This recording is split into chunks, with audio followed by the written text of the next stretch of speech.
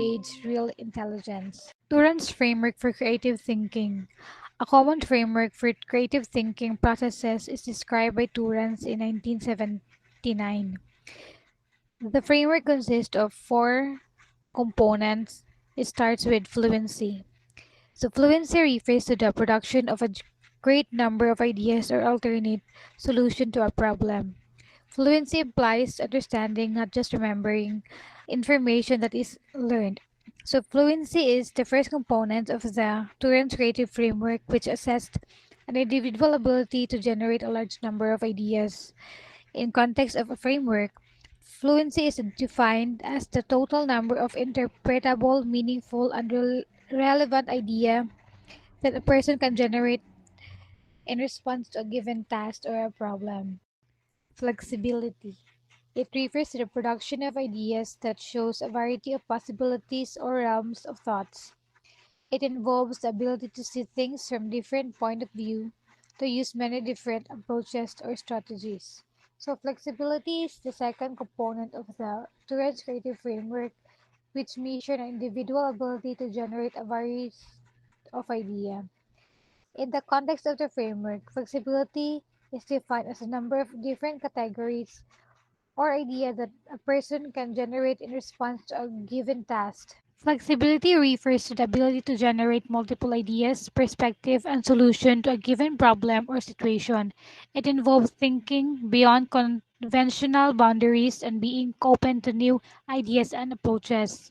So flexibility measures through tasks that requires individual to come up with multiple uses for common objectives or to generate alternative solution to a problem. The two remaining framework for creative thinking will be discussed by Ms. Las Punias. Thank you.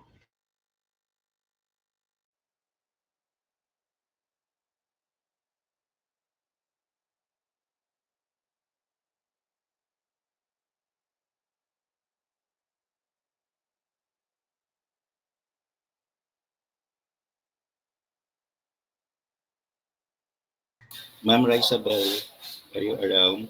Thank you. Good morning, everyone. And happy Mother's Day to all. And I am Rizabel Espana. My topic is about the third aspect of framework of torrents of torrents. The third is elaboration. Elaboration is the process of enhancing. Uh, the sir stop. Sakto to sir. Wait lang ma'am, Atela. Okay, okay, sir. Okay.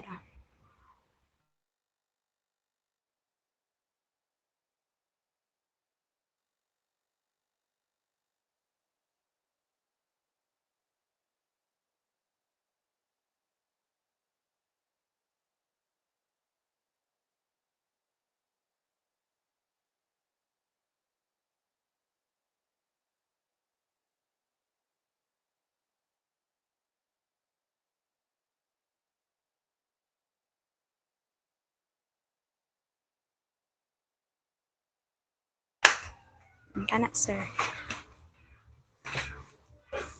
Okay ma'am.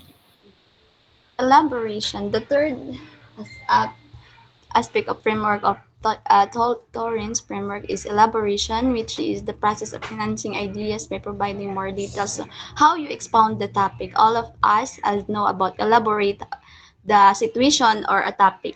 And the next, sir.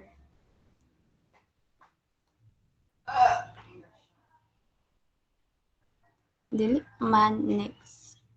And next is originality. Originality, it involves the production of ideas that are unique or unusual. So all of us have a unique and have an originality, especially in we are making a reflection. So all of us natin mga idea nga ginabutang sa papers nga nay elaboration nga mahitabo and originality. And I think that's all. Sir Giselle will be continued of that topic. Thank you. Good morning once again. Each and every one of us encountered problem, so we experience problem, and with that we do have there's model that help solve that problem through creative problem solving. So creative problem solving involves breaking down a problem to understand, to generating ideas to solve the problem and evaluating those ideas to find the most effective solution. It uses techniques to make the problem solving process engaging and collaborative. So this creative problem solving is uh, originated by Alex Osborne and further developed by Osborne and Sidney Farnes. According to this model, there are six stages of creative problem solving. The first stage is the mess or objective finding. The second stage is the data finding. Stage 3, problem solving. Stage 4, the idea finding. Stage 5 is the solution finding. And the last stage is the acceptance finding. So let's go with the stage ones, the mess finding or the objective finding. So in the phase one, the first step in creative problem solving is to clarify and identify the problem. So this requires breaking down the perceived problem or challenge to understand the issue. So creative problem solving seeks to understand problems through questions, recognizing that solutions are more readily developed when challenges and problems are stated as open-ended questions with multiple possibilities. So in stage one, we are going to identify the main problem because there are lots of problems involved, but we have to really identify what is the really the problem. The second stage is the data finding. In data finding, you read, you generate, and you assess data. You also consult with experts, you consult with friends and colleagues. You ensure that you have a clear understanding of the challenge that you are going to tackle. So this includes also the five W's and H's. So what are the five W's and H's? The five W's and H's are the what, the who, when, where, why, and how. The five W's and H's approach is a complete yet simple question approach to gather information.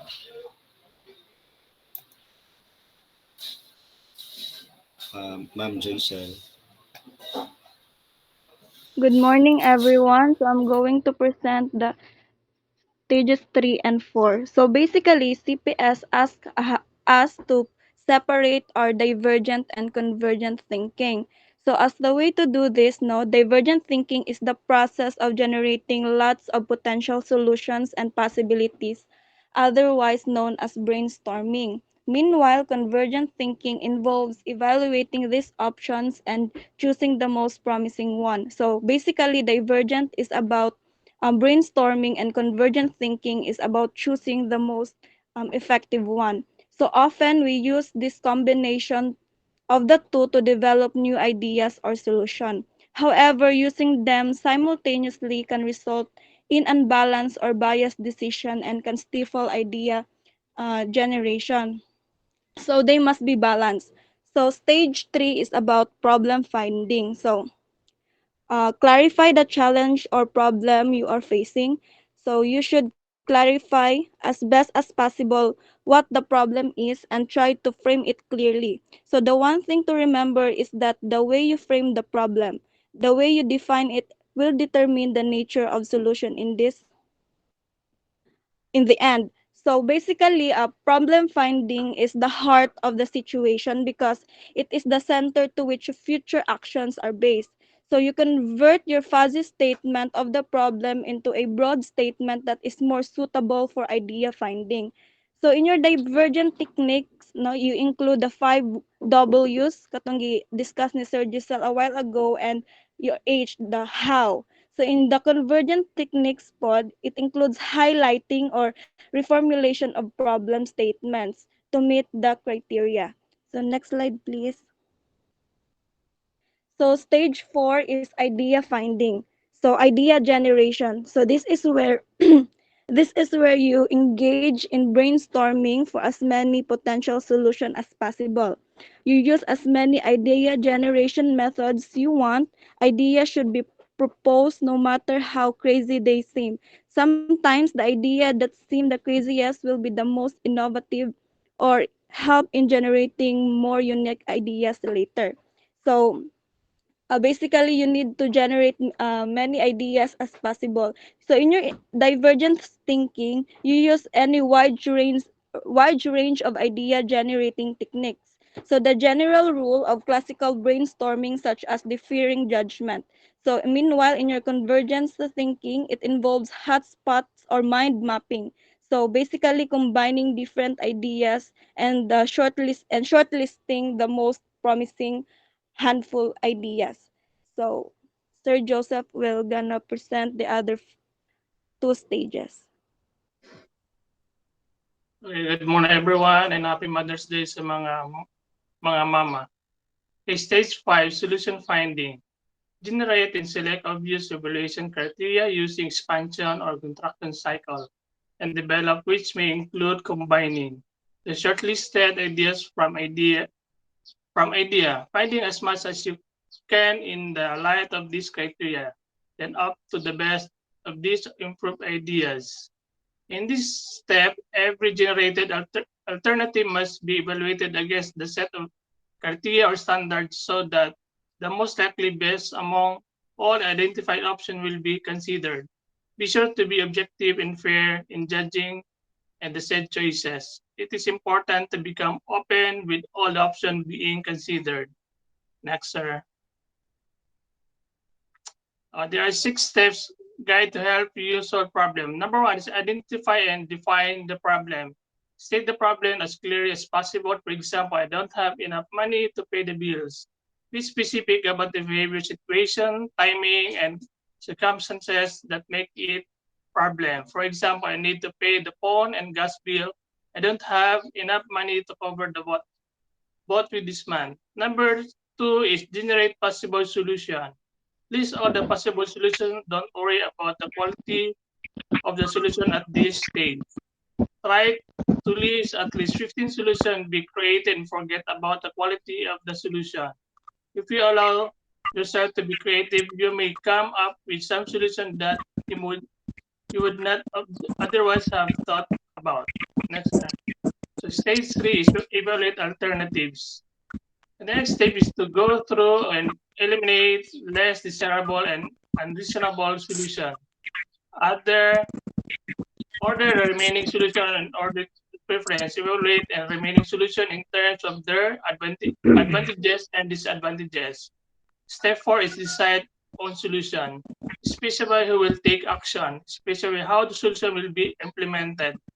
Specify when the solution will be implemented. For example, tomorrow morning, phone the gas company and negotiate to pay the bill next month. Next, sir.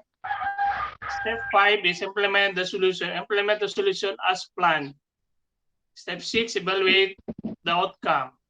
Evaluate how effective the solution was. Decide whether the existing plan needs to be revised or whether a new plan needed to better address the problem. If you are not pleased with the outcome, return to step 2 to select a new solution or revise existing solution and repeat the remaining steps. Problem solving is something we do every day. Next. So stage 6 is acceptance finding. Formulate plan of action, determine your need, obstacles or difficulties as specific short as long term steps. After all, the choices have been evaluated carefully and tactfully.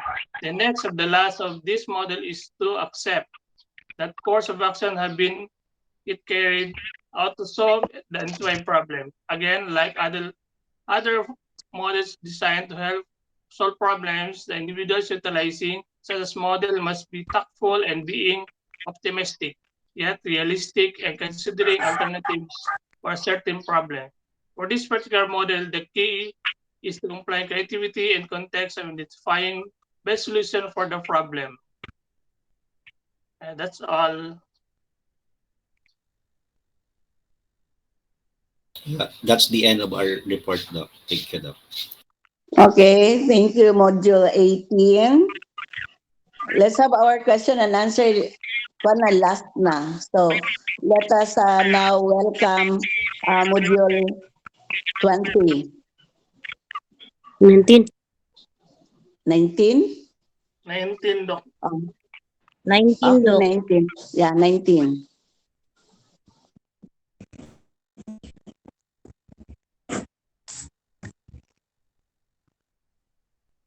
Mamay. Yes, Ma'am Audrey. Ako po din.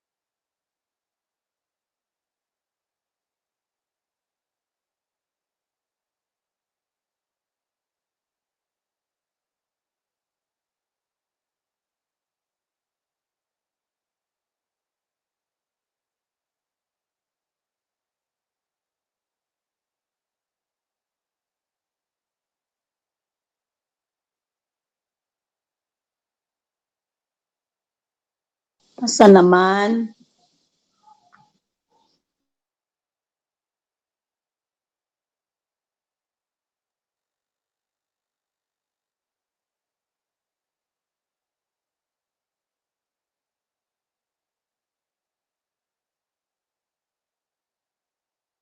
Or nag-set up pa siya, Doc.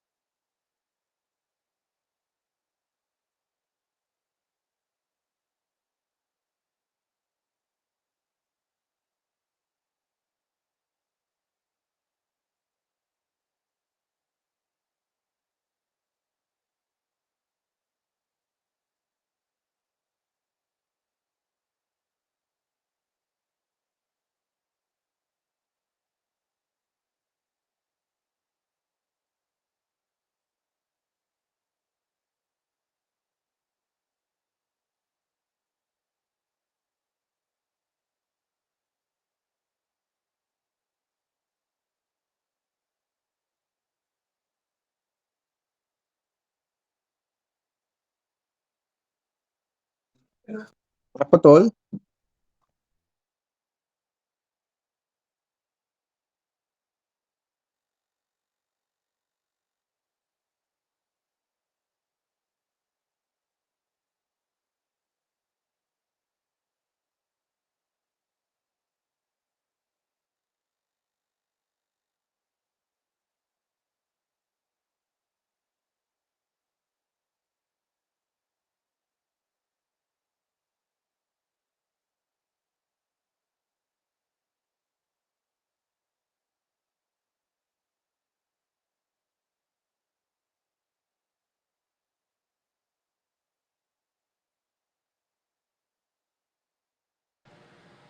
Good morning, everyone. So, is my screen visible? Yes, Yes, ma'am. Yes, madam. ma'am. Yes, Thank ma'am. you. Yeah. So, we are the group module 19. So, this report consists of um, six beautiful ladies. So, me, Ma'am Audrey Hamias, Ma'am Irene Hiraga, Ma'am Janeline Ocdenaria, Ma'am Pronilyn Obshoma, and Ma'am Faith Odarby. So our topic is all about motivation. So module 19, the meaning and types of motivation. So motivation, as the name suggests, it is what moves us. It is the reason we do anything at all. So for teachers, a lack of motivation has long been one of the most frustrating obstacles to student learning. So this module will provide an introduction to various theories of motivation. So this explains the importance of motivation for learning and outlines several practical strategies that we teachers can use to support and promote student motivation. So before we proceed, I have a question. What motivates you to finish this Prof Ed course? Again, my question, what motivates you to finish this Prof Ed course? This is an open question so anyone can answer. Any volunteer? Or I will choose? Sige, I will choose na lang. Let's hear the voice of Sir Ray Antonio de la Cruz. Sir Ray, are you there? He is present. I just do not know why he's not talking. Kuha na lang, light na lang. Si Ma'am Queenie Lisandra. Ma'am Queenie? Nawala, gyapon sila. Let's have another. Hadlok ang all pag-answer. Let's Nana, have oh. Somebody's raising their hands. They are raising Okay, their Sir hands. Leopoldo. So the question is, what motivates you to finish this Prof Ed course? Yes, Sir Leopoldo. Um, Morning, ma'am, and good morning, classmates. Um, the I'm only one who motivate myself to finish this course because I know that it enhance my knowledge and it improves my skills, and especially when I will I will be proceeding into teaching. That's all, ma'am. Thank you, ma'am. Thank you, Sir Leopoldo. So that was a inspiring answer. Next, we have Sir Hexen. Good morning, Miss Reporter, and good morning, Doc Lynette. Happy Mother's Day, Doc. For me, ang nagpo-motivate sa ako, why I'm taking this, my second course, which is Prof Ed, is my family. Akong family yun is my top priority. Is to ka na ang after na ako, mahuman akong Prof Ed, mag-take ko sa let, and then kung matabangan sa Ginoo, makakuan ko tudlo, or kung di man gayud ko makatudlo, at least magamit na ako ang akong license sa akong gobyerno nga trabaho, and then makasaktog sweldo, and makatabang ko sa akong pamilya. So my family is my inspiration. The one motivate me. Ang reason nga nung nag-prof ed ko, nahuman ako akong bachelor's degree, and then mura to. My family, ma'am, ang nagpa-inspired sa ako, ang nagpa-motivate sa ako. Thank you. All right, thank you, Sir Hexen. So your family is your motivation to finish this course and to succeed in life. So we have here last one. We have Sir Lester. Sir Okay, Lester. good morning, everyone. For me, what motivates me is my dreams. My dream specifically. My dream is to become part of the Department of Education. That is why I am truly want to finish this program, which is the professional education. So that would be all. Thank you, Sir Lester. Lester. So thank you everyone for participating in the question and answer portion. Okay. So in connection to learning and teaching, we will proceed to the meaning of motivation.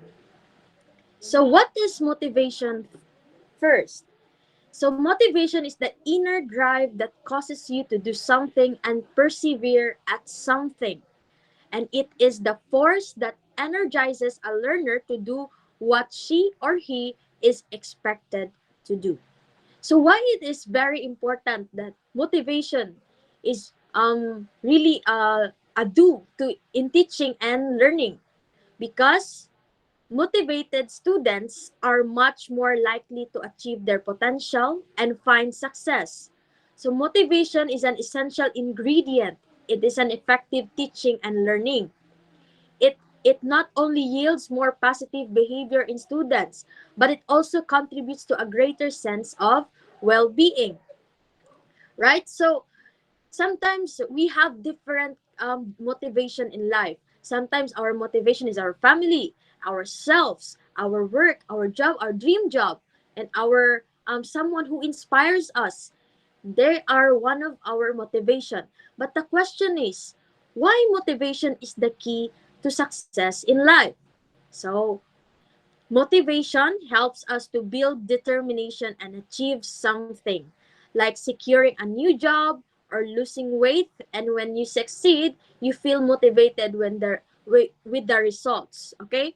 So if you motivate yourself continuously by determining and achieving new goals, you would feel happy. So this is a course, the professional education course is not that sometimes atong pinakauna pa lang when we decided to enroll in this kind of course that ay sayo naman ni ay wala ta kabalon say mahitabuan ni sa unahan, but then along the way we motivated ourselves that this is for our family, this is for our future success, and this is for our future family. Okay, and this is for the students that needs learning. Okay, and motivations helps us a lot. So motivation theory suggests many ways of keeping the employees motivated on what they do. So this module will provide an introduction to different kinds of motivation. So we have here Ma'am Audrey for the activity. Hi, ma'am. Hi to all. Good morning. So we will have an activity. Please kindly take down of the notes. Here are our legends. So if you have any scratch paper on your area or on your desk, just list. I will have I have further questions, 26 questions. So you will just write if this motivated you, it's, or if it's number one for never, number two for seldom, number three for sometimes, number four for often, and number five for always. So just indicate one, two, three, four, five. No. So for question number one, next please, ma'am. I study when there is no quiz or test. So just put one, two, three, four, or five. And then number two, I enjoy working on homework. Number three is I look forward to school days. Number four, I read for learning, not only for grades. Number 5, in every school task I do, I always do my best. And number 6, I give or do more than what is required. Number 7, I listen intently to my teacher's lecture and instructions. Number 8, I participate actively in class. Number 9, I like homework. Number 10, when something is not clear, I ask questions to clarify. Number 11, I do not allow myself to be discouraged by my classmates' unfavorable remarks. Number 12, my teachers' unfavorable remarks do not turn me off. Rather, they challenge me to do my best. Number 13, I believe that success can be reached by anyone who works hard. Number 14, I always feel excited about learning. Number 15, balik ma'am. I submit course requirements not only for the sake of compliance. Number 16, I study not only for grades but more for learning. Number 19, I believe that nothing is difficult if we spend hours learning it. Number 18, I believe that how much I learn from class depends ultimately on me. Number 19, I believe I can cope with my teacher's expectations. And number 20, I am always eager to learn new things. Number 21, I am very much interested to improve myself. Number 22, I read outside my assignments and lessons because it helps me improve myself. 23, I love to be in a company of people who inspire me to keep me growing. Number 24, I avoid people who have no desire to improve themselves. 26, I see the relevance of my lessons to the realization of my dream in life. And number 26, I am willing to give up the satisfaction of an immediate goal for the sake of a more important remote goal. So example is give up watching TV in order to study. Now, please kindly compute your score. I'll give you at least 2 to 3 minutes to compute your scores.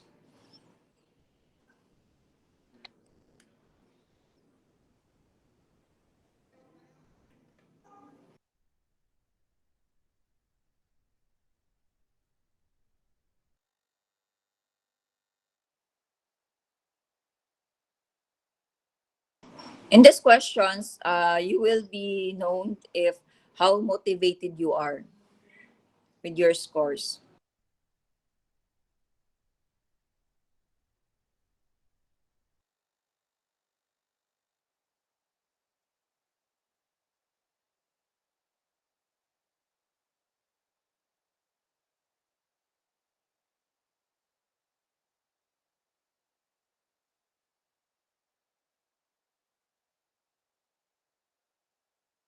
Done na? Pila yung nakuha? Can anyone answer me? Kinsay naka-compute na? 110, Ma'am Audrey. Oh, thank you, Ma'am Madeline. Another. Sige, let, 111, ma'am. let's, wow, let's reveal your score, no? So, based on your scores, if 65 midway, it's a midway but not highly or very motivated. So, pag 65, no? Pag nasa 65 lang, you're not that motivated. But if you're closer to 130, the better motivated you are. So, you can say that with your scores, how motivated you are or how if you are not also motivated. Now, let's move to another discussion with my group mates. Thank you.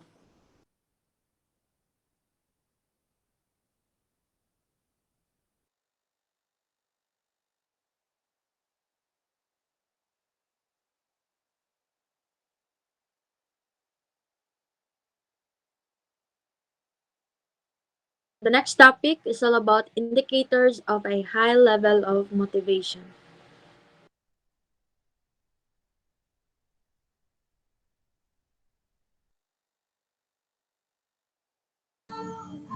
Morning, ma'am. Morning, classmates. Next, next slide, ma'am.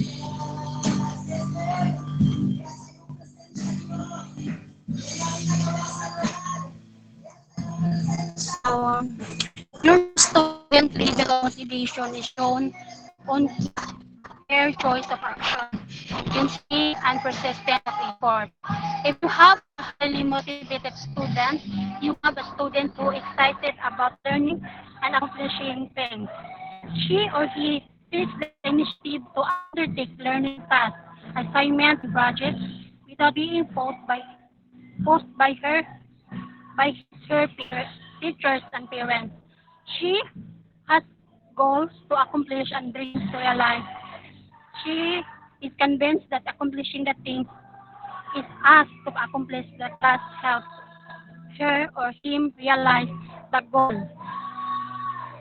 He has set for herself or himself and dreams in life. She is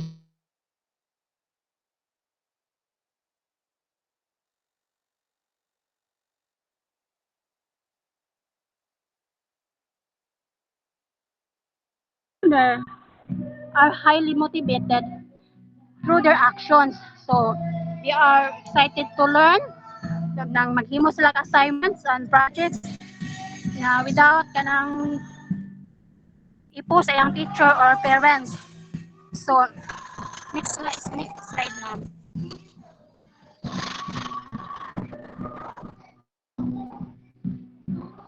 Your student lead. An example is her willingness to give up joining his or her barkadas to watch a movie in order to prepare thoroughly for final exam. So, if ever ang student ang daton siyang barkada nga mananaw ana nang willing siya mo give up so para lang maka-prepare sa exam. So, a student who is highly motivated to learn, enjoy learning, and learns much more than the one who is not motivated. So mahibawan din nato ang learners are highly motivated compare siya sa dili pod motivated nga student. So nang eager siya mag-study, mag studios bali. She or he persists and persevere in his studies even when things turn out to difficult. So bisan pag magkalisod siya or lisod iyang mga requirements sa school, ana pero kanang kuan gyapon siya, kanang yagi kubanon bisan pa so difficult siya. So she or he does not give up easily. So dili siya mo give up. As a result, uh, his her performance is satisfactory. In contrast, a student who is not motivated to learn does not enjoy learning. So in contrast sa motivated nga student, dili pod motivated nga student, dili kay sila ganahan magtuon. So dili sila mag-enjoy. Does not study unless po. So dili sila mag-study unless ingnan silang mama or ilang parents nga mag-study sila para mas makakuha sila og dagko nga grado. So when he fails to difficulties of study, she or he readily give up, easily give up. So kung dili mahibaw man nato ang bata nga dili mo study kay dili siya motivated kay dali ra siya mo give up or one is kanang kuan pod kanang magsige absent si halak so dili siya mo persevere. So next slide ma'am. So in summary, motivated students have the following characteristic traits. So have a positive attitude towards school and describe school satisfying. So kung motivated ang student, kanang na siya positive nga attitude. Persist on difficult tasks and cost view management problems. So makuha niya ang mga makamanage sa problem sa school kung motivated siya. So process information in deep and excel classroom learning expertise. So, and that would be all. Thank you. Thank you, Ma'am Janlyn. So the next report Mm-mm. would be the two types of motivation. We have Miss Bronlyn of Shama. Hello, good morning. Good morning all. Good morning, Doc. Good morning, classmates. My topic is about two types of motivation. Then the two types of motivation is intrinsic and extrinsic. And intrinsic motivation is shown in the enjoyment of the activity of itself, and it and the inner conviction of the learner that such things are the right things to do in order to realize a person goal or a life dream. Like kay Sir Lister, di ba? Na siya life dream. Muna yung dream sa yung life katong makuha siya sa education. Tapos, is intrinsic motivation yields more advantages than extrinsic motivation. Then, definition ay intrinsic motivation plays an indispensable functions when a learner is not yet extrinsically motivated to learn.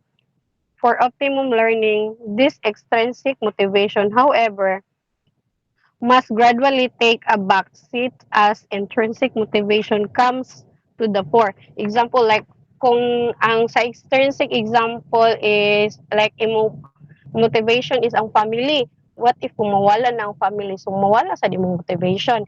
Unlike sa intrinsic, ang imong motivation is within you. So kung within you, so mo pursue jud ka kay nabe sa imo ang kuan, sa imo ang motivation, so motivated jud ka. Tapos another example sa um another example sa intrinsic is pursuing a hobby or a passion because it brings you a joyful or fulfillment. So ang intrinsic is in you ra gyud siya, na gyud siya fulfillment, while ang extrinsic is external ra siya, muna ginabasihan. That's all of my report.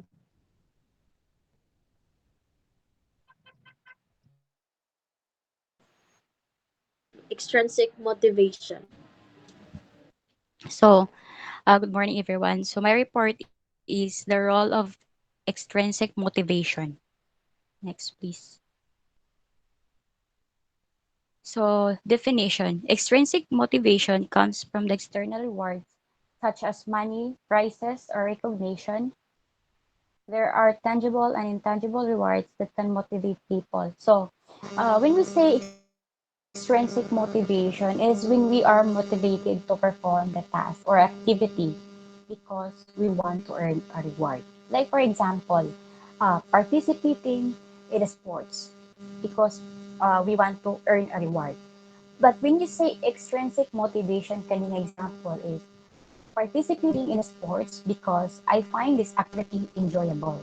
So meaning intrinsic is come from within, and then extrinsic it's kanang ga hangad gid kag naa bitaw rewards nga moabot sa imuha. And then when we say tangible rewards, they are real items that physically exist and can be seen and quantified. Like for example, if ang student gitabangan si teacher og limpyo sa classroom, si teacher gitagaan niya og reward is ang student is like a movie ticket or a gift rewards. But when we say intangible rewards, they are not physical items, but something that the students can experience. Like, if, for example, if the student behaving correctly and giving them the confidence to continue. So, as a teacher, you can give them a warm praise or a say thank you, or you can smile to your student or acknowledge her or him. So, next, mom. Example. So, encourage goal oriented behavior. The second is rewards and recognition help to build self esteem. The next is third, external validation of efforts and achievement. Next, please, ma'am. The benefits of extrinsic reward. So, the effectiveness of extrinsic motivation. Extrinsic can improve performance, increase persistence, and enhance creativity. Rewards and recognition can be powerful motivators. So, when we say benefits of extrinsic motivation, it is very useful and effective to use this motivation, especially when persuading someone to complete a task. Next, ma'am. So, the downsides of extrinsic motivation. Extrinsic motivation can lead to a short-term gains, but may decrease intrinsic motivation in the long run. Focus on building internal satisfaction and enjoyment. So, the downside is we become preoccupied with rewards and all the things that come sa ilaha. Dili na yung taga-trabaho kung wala usahay rewards. So, next, ma'am. Balancing extrinsic and intrinsic motivation. Extrinsic motivation can provide short-term goals, while intrinsic motivation drives long-term satisfaction. Balance both for optimal success and happiness. So, balancing extrinsic and intrinsic motivation is balancing intrinsic and strict motivation can help individuals find a sense of purpose and meaning in their activities while still achieving external goal and rewards.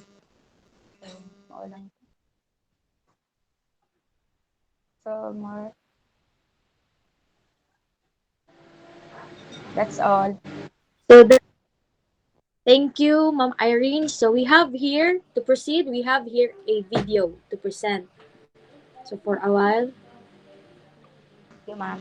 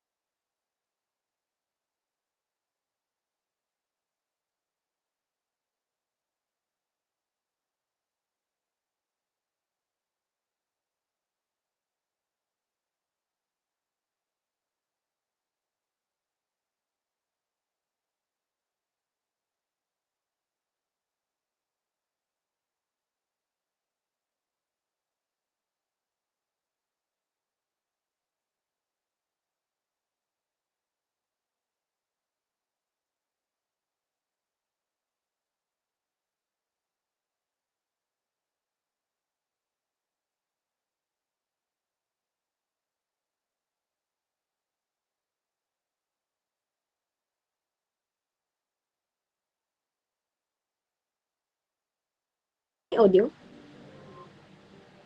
No audio, Ma'am Mayor.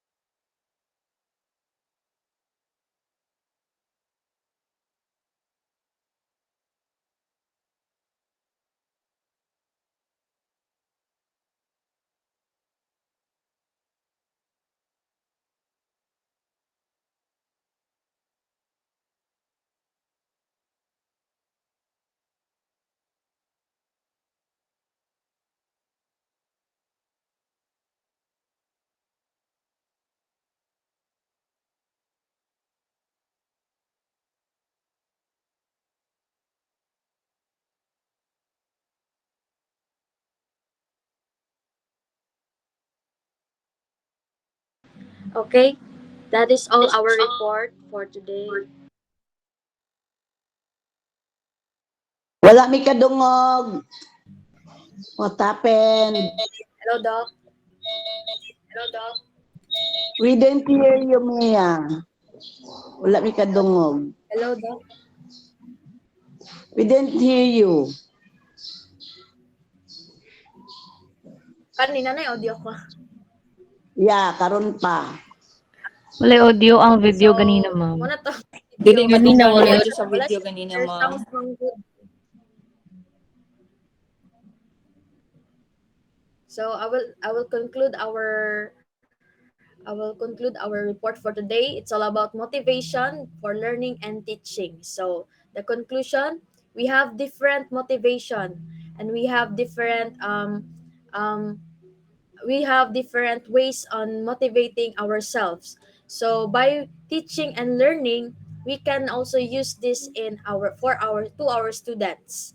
So that's all for today, and we are the group 19. Thank you, Doc. Thank you, Doc. Thank you, everyone.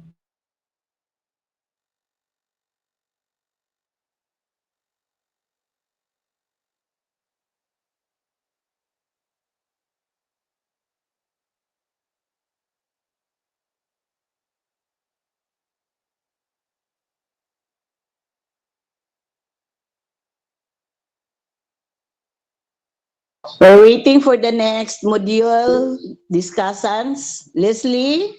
Yes, Leslie? Pwede mag-ask a question, Doc? Yeah, what about? About sa report, Doc, for motivation. Okay, who do you want to ask? Si Mia? Niya, or depende sa ila, Doc, kung kinsa willing sila magtubag. Okay, that's good. I love that you prepared a question. Shoot your question, Leslie. Okay, depende, either Ma'am Olaco or Ma'am Audrey. So my question is about current events in our society right now.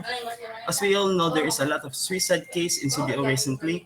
And my question is, how can you motivate yourself during depression, or how can you motivate the student to overcome depression? That's all. Okay. Okay, Sir Leslie, I love that question. So I will answer that. Nowadays, we have many cases of suicidal, especially what is happening now in Marcus Bridge, and most of the students there is enrolled in Liceo de Cagayan University. So I was enrolled in Liceo de Cagayan University, but now what the teacher do today because of that case, they motivate their students by making themselves lesson to the social medias, because sometimes the problem is not us, the problem is not the people around us, but the social media that manipulates us what we should do, because there are so many posts in social medias today that gives us the motive, gives us the idea on how to solve our problem in a wrong way.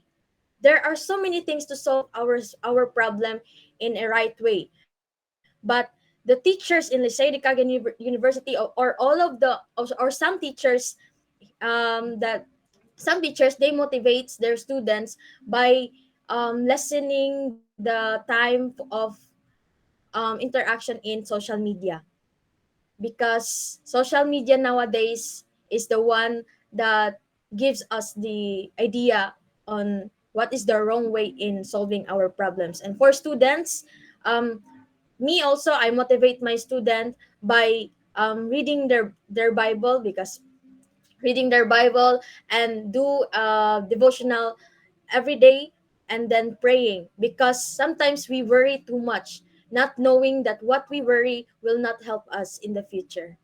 And that's all, Sir Leslie. Okay, excuse me, Maya. For a while, Dimin, maybe uh, I was not able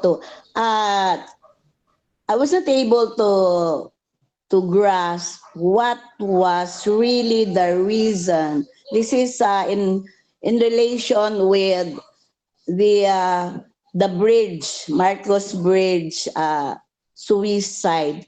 I do not know if that was a suicide. I was not able to to see and listen the news. What was? Is it okay, Mia, if I will ask? Were they students of Liceo de Cagayan? Let's say and Yes, Lord. Doc. As most of them, yeah, Because, Liceo and Lourdes, most of them also is oh, from Liceo, and I have friends there, teacher friends there that they've said, Doc, that one of the reason why the student it's because of the pressure of the requirements and the payments. oh my, wow. Doc, may That I beg, Doc, can I have Yeah, yeah, my Giselle, Giselle. my wife is a teacher in Liceo, and Oh, that okay, student okay. is the student of my wife. Oh, He is a grade 11 student, and one of the main reason why he committed suicide is because of the family problem. So uh, he's a family problem. He is the youngest of three. oh His my God. is in Saudi Arabia, then medyo di na niya makaya ang problem. That's why he Ah, took his own life. And sadly, Doc, at that time, na pag committed suicide, nag-text pa sa iyang mga classmate na di na daw niya kaya.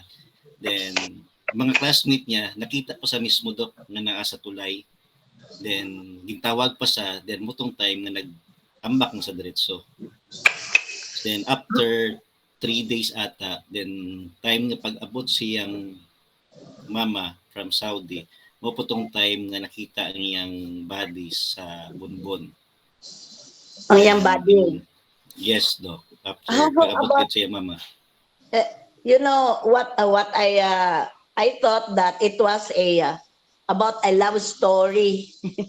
I thought it's about love between the boy and the girl because I wasn't able to really grasp the news. Istorya lang. So, di kayo ko katuo ingon ana. No? So, karon pa ko nakabalo that it was all about a family problem. So that's why Yes, we Doc. as Ano maguto, Doc? Ang first maguto, Doc, Lahi na is po to sila, the Dok. first Doc is the student. Then, oh mutong Di po namatay. tong duha, Dok. my Then, the God. second Doc is katong taga Marawi nga Muslim nga ni Oh, Ambak while talking to the Coast Guard. Then, namatay po siya, Doc. Then, the third unsa one man ang is una nahitabo? Unsa ang una katong student. katong Student, Doc. Marcos So, Bridge? Marcos Bridge na tanan happened, Doc. The first is Oh the my student, God. grade 11. Then, the second is the Maranao, Oh my namatay God. gyapon, Doc.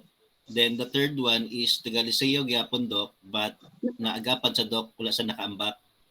Then, the latest one is katong taga Lourdes, katong duwa na niambak. Pero, ang nasave ang babae, pero ang lalaki, wala pa na-save, Doc. Then, So until so wala pa nakita. katong babae ug lalaki, was that the fourth incident? Yes, Doc. My God, karon pa ko kabalo nga ingon ana lagi no ko. Oy, so what? Anda na ana po ganina, Dok, ganang morning or gahapon sa morning nag-attempt. My God, asa na sad nga student? Grabe. Ay details, Dok. Asa sa? Ay details katong Ay wala kagahapon sa na. morning at atong. Oh my G. So ana no kanang our this is for all of us, most especially parents. We should be talking to our children. Dili na to sila pasagdan, mao man na siya ang problema. Let us ask them once in a while, how are you? Kumusta man imong pag-eskwela? Nabatay problema? O mangutana ta. Sometimes of course we cannot really solve the problem. Pero at least naman lang pag istorya nato sa ila, they will feel that napa ay nag-care sa ila, no? Kay kung inana ang kaso karon nga daghan na di ay karon pagyud ko nakabalo, honest pagyud, honest pa. Naulahi gyud ko sa balita na nakuan ko karon because of that ang atong mga bata karon di ay that is why di ay nangutana si Leslie kay I think Leslie knows siguro everything na about those mga ambak-ambak sa tulay, no? So it seems that there is really a problem with our dili naman sa nato mapasanginlan ang COVID kay human naman ang COVID, di ba? What do you think are the reasons? Kanapit ang family problems. Gamay ra manggud na, tanan manggud ta na ay family problem. Kita parents, ang atong problem is panahon pagbayad na sa atong tuition sa mga anak. Most especially ang mga anak na nag-eskwela sa mga universities and colleges. Okay na tong community college kay barato raman, no? So kinanglan gid karon istorya-istorya sa atong mga anak, sa atong igsuon, sa inyong mga igsuon, bahalag tuas sa layo once in a while, ato silang pangumustahon. Kami bitaw tigulang naman mi tanan sisters pero every now and then we really take time to ask them, "Oy, musta na ka diha?" Kami tanan magsuon lagyo kayo mi as in. But now I am here in the house of my sister. Yeah, small talk can fix a lot, of course. That's true. Gamay lang siya. Short time of talking to each other. Karon na nasokmed na to, dali na kayo. Video call, oy, kumusta na ka diha? O napangit na lagi ka, o tanay mo dagway, dagan na kay bugas, something like that. So makabantay siya lalagi, dagan kay akong bugas, anak bitaw. Istorya sa managsuon. So much more sa atong mga anak, labaw na gyud sila, wala pay mga buot. Gabi kaayo. No? Ang isa siguro reason ana is the social media also. 'Di ba? Makakita sila sa mga salida, makakita sila sa mga news, pero dili na nato unta pasangilan ang social media kay nana naman ta karon gyud ang school. Yeah. Dayon ngano man lagi nga ang mga ubang tao nakahuman og eskwela tanan manggod ka nakatilaw og mga kalisod. Dili lang man sila pero ang panghuna-huna sa atong mga bata ron is really very different. Abi nato mature na sila pero dili di ay. There is something lacking in them. Kulang pa gyud sila.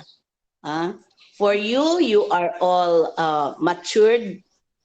Kani nga grupo diri, kuha na kayo ni sila. Mga bagni na kayo mong tanan. No? Pero just the same, you will still experience problems. But, of course, pagbigti o pag-ambak sa tulay is not a result to solve a problem. Dili na siya pwede. Nabitaw sa una, a sister of my classmate, no, kanaybalan niya nga buntis siya. Pagkatapos nag-inom siya og kana bitang pampatay sa pangkuan sa insecticide.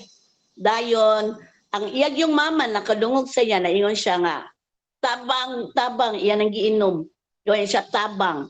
So it means to say wala gyud tao. Yes, ang imong ungtok, you are very ready nga magpakamatay. But kung naa na ka ana nga stage, magkuan ka, gusto gyapon ka nga mabuhi. Pero sad to say namatay gyud siya. Namatay gyud siya. She wants to live after drinking the insecticide. Pero wala, namatay gyud siya. Humanyag inom, pa siya tabang, but nobody heard her. Ang iyang mama nakadungog sa iya, but she lacked the CR. So giguba ang CR. Nadunggan man siya, tabang. Right after that, grabe kay kaisog ang kuan. Yeah. Fragile gid atong mga bata karon. So, yes, I think Demen has something to say.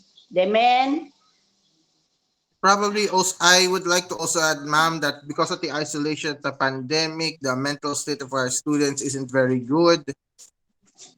Other than the fact that Yes. one of the problems is they were actually held back for 2 years in as a result of the pandemic. So now, pagdating nila sa grade 11, they are still only as capable as they were nung last grade 8 or grade 9 sila. So Lagi, mas no? heavier yung pressure. And I know because Yes. I know because if there's anything I can tell you about my students, here's something I can tell. Yung grade 11 students sa physical science ko, they have not even touched the periodic table yet. And by the time grade 11, and that's already a problem because a lot of things in grade 11 only make sense, like Yeah. nutrition, kung meron ka ng base knowledge sa periodic table. Next, there's Just, also my students in DRR, disaster risk reduction. I was teaching them about disasters, man-made and natural. And when I questioned them about World War II as an example of a disaster, they didn't know. Grade 11, didn't know World War II. If I probably spend time quizzing my students to see what they don't know, I think it will just be even sadder. So yes, mas grabe yung pressure sa kanila because once they are aware of how much they don't know, they're gonna be more pressured to try to catch up. So it's gonna make things worse. Another yeah. thing also, concerning social media, because they were actually stuck inside their homes by themselves during the pandemic, mas na grabe yung exposure nila sa social media, lalo na yung TikTok. The way social media works is that the algorithms, they're encouraged to try to keep you on their platform for as long as possible. In some cases, this means trying to give them content that you find actually that they see that you have a positive response to. The problem is that certain content that they may have positive response to may negatively impact them in the long run, and so the algorithm inevitably it actually ends up funneling them into these Oh my. particular content that is more harmful to them. Like there's one student here in Agusan National High School. They're very much influenced by what I would call very negative Western ideas. Let's just a joke I would make about the West right now. They have become so progressive and so open-minded. Their brains have fallen off their heads now. They have now moved from being progressive to utterly insane to us. If you ever hear some of their ideas, that all I could do is just laugh because it's just so ridiculous. But it's no laughing matter when you realize when you know one of the students you have in school is influenced by these ideas and it's already not having a positive impact with their relationship with others because the other people cannot understand them anymore. But to be fair, it's not like they ever needed to understand whatever insane ideas they're saying. I'm not gonna speak it out loud, but I figured people here who knows what I'm talking about know what I'm talking about. All I could say is let's just say Western countries used to be actually a model for us to follow, but now they have become a model for everything for us not to follow anymore. We're corrupt. If let's just let's just say that if the Philippines is corrupt, let's just say let's see, Western governments, it's already starting to appear to their population how corrupt their own governments are. It's just that they were much better at hiding it than our Philippine government is. So now it's not only becoming apparent to them how corrupt their governments actually are, it's also becoming more apparent how mentally unwell they are as a whole.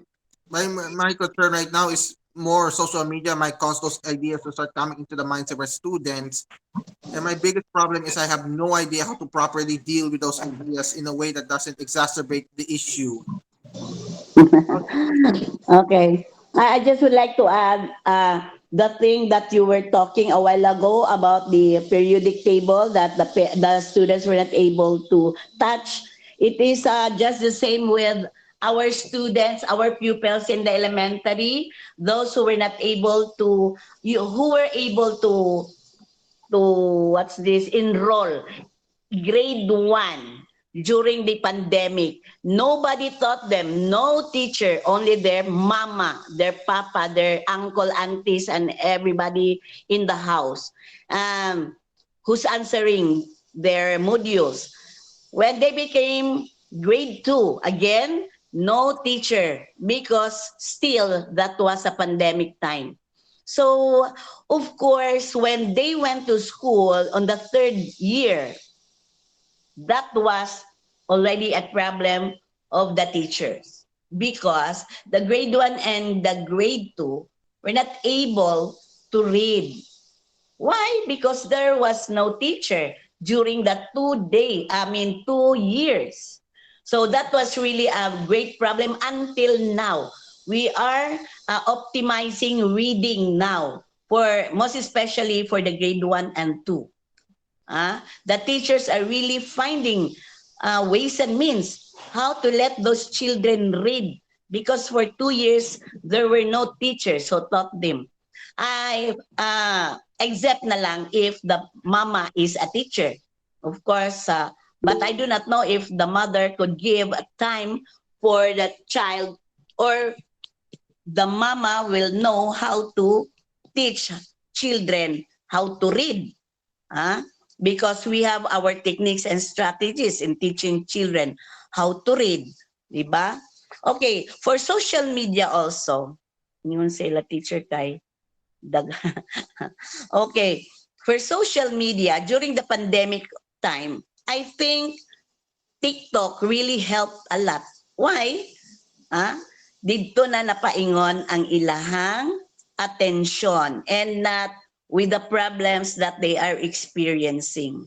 All of us experience problems during the 2 years of pandemic, but we are very great and very happy that we passed the 2 years. What's this? Pandemic time, no? So, as I heard you, as I listened to you, it seems that what is the very common denominator of those children having problems and sorting to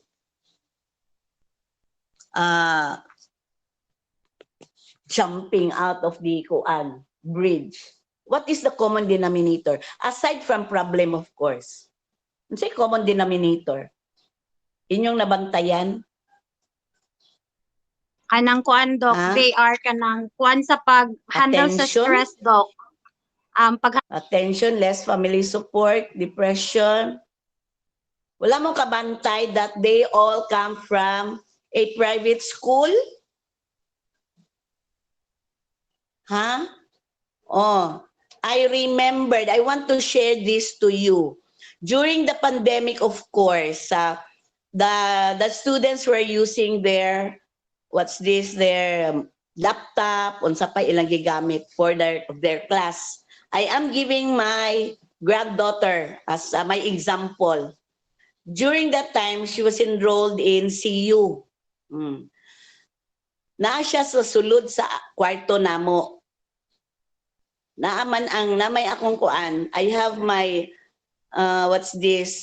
dili siya laptop si tawag ana kanang monitor gani si tawag ana inside the kwarto napo dito sa gawas, but every now and then she asks questions. So dito siya sa among kwarto nagklase.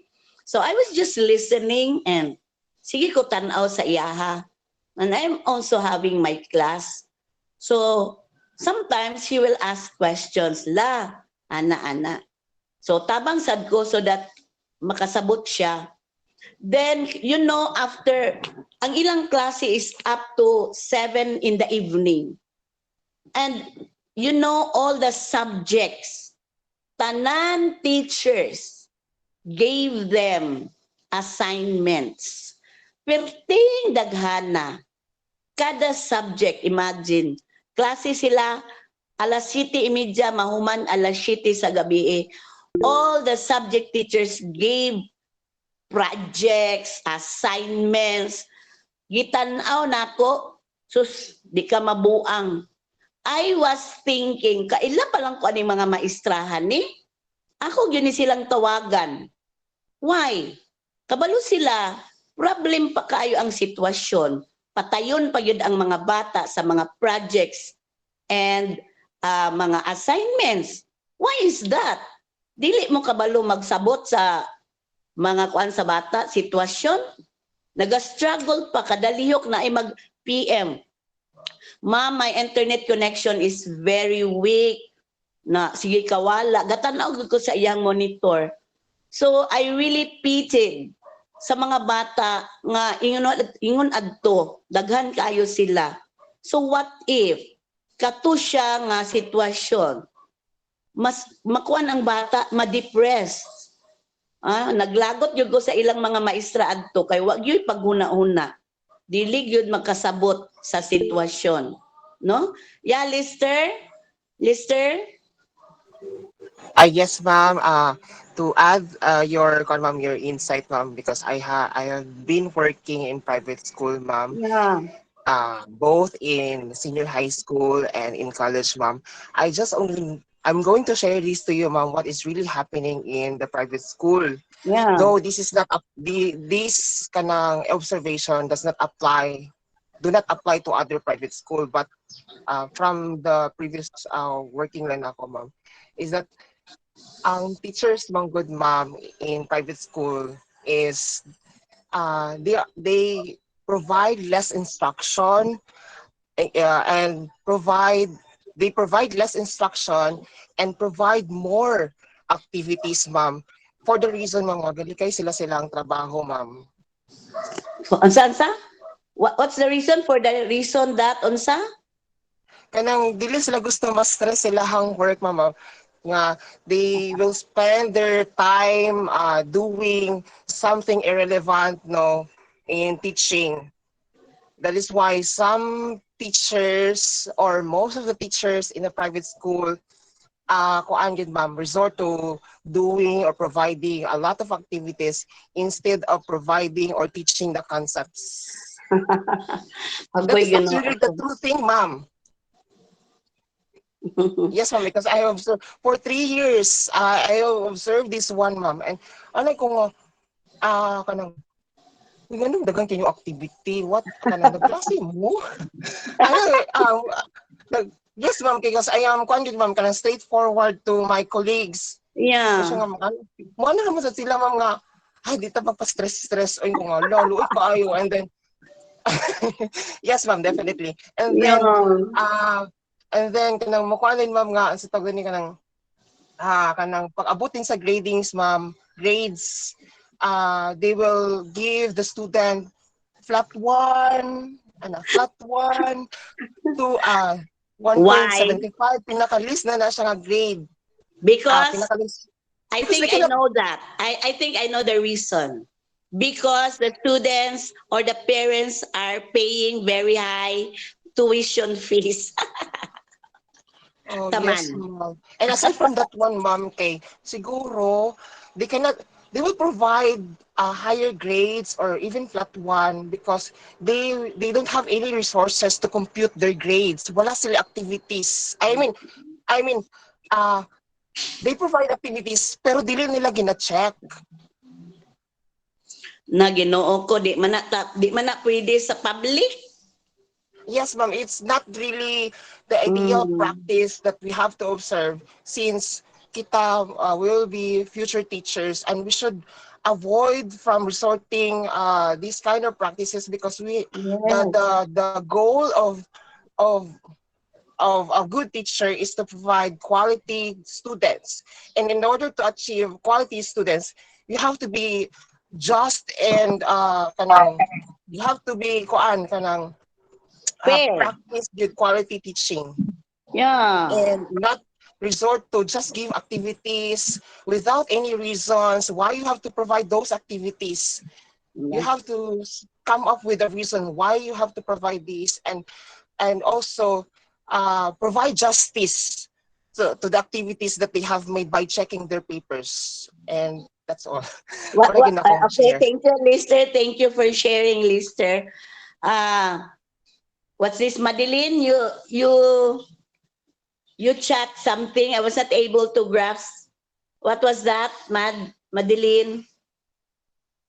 Madi, Yes, Doc. what was that? Good morning, Doc. I, for one, felt nakonsensya ko gamay, Doc, pero as part of our job as a part-time teacher here in USTP Hasaan, we are obliged to have Google Meet with me every week, Doc, then screenshot, then submission of their project as attachment to our DTR. So, pero usahay gid, Doc, naagi inana nga time nga murag puro na lang activities ang ihatag sa mga bata without considering sa online, ilang net provider or even sa ilang task nga daghan na kaayo. Oo. We should always think, ha, kanang mga ingon ana, because we really do not know. That's why even kana bitaw mag-observe mi sa maestra, before we'll start, we will ask the teacher, "Hi, ma'am, how are you today?"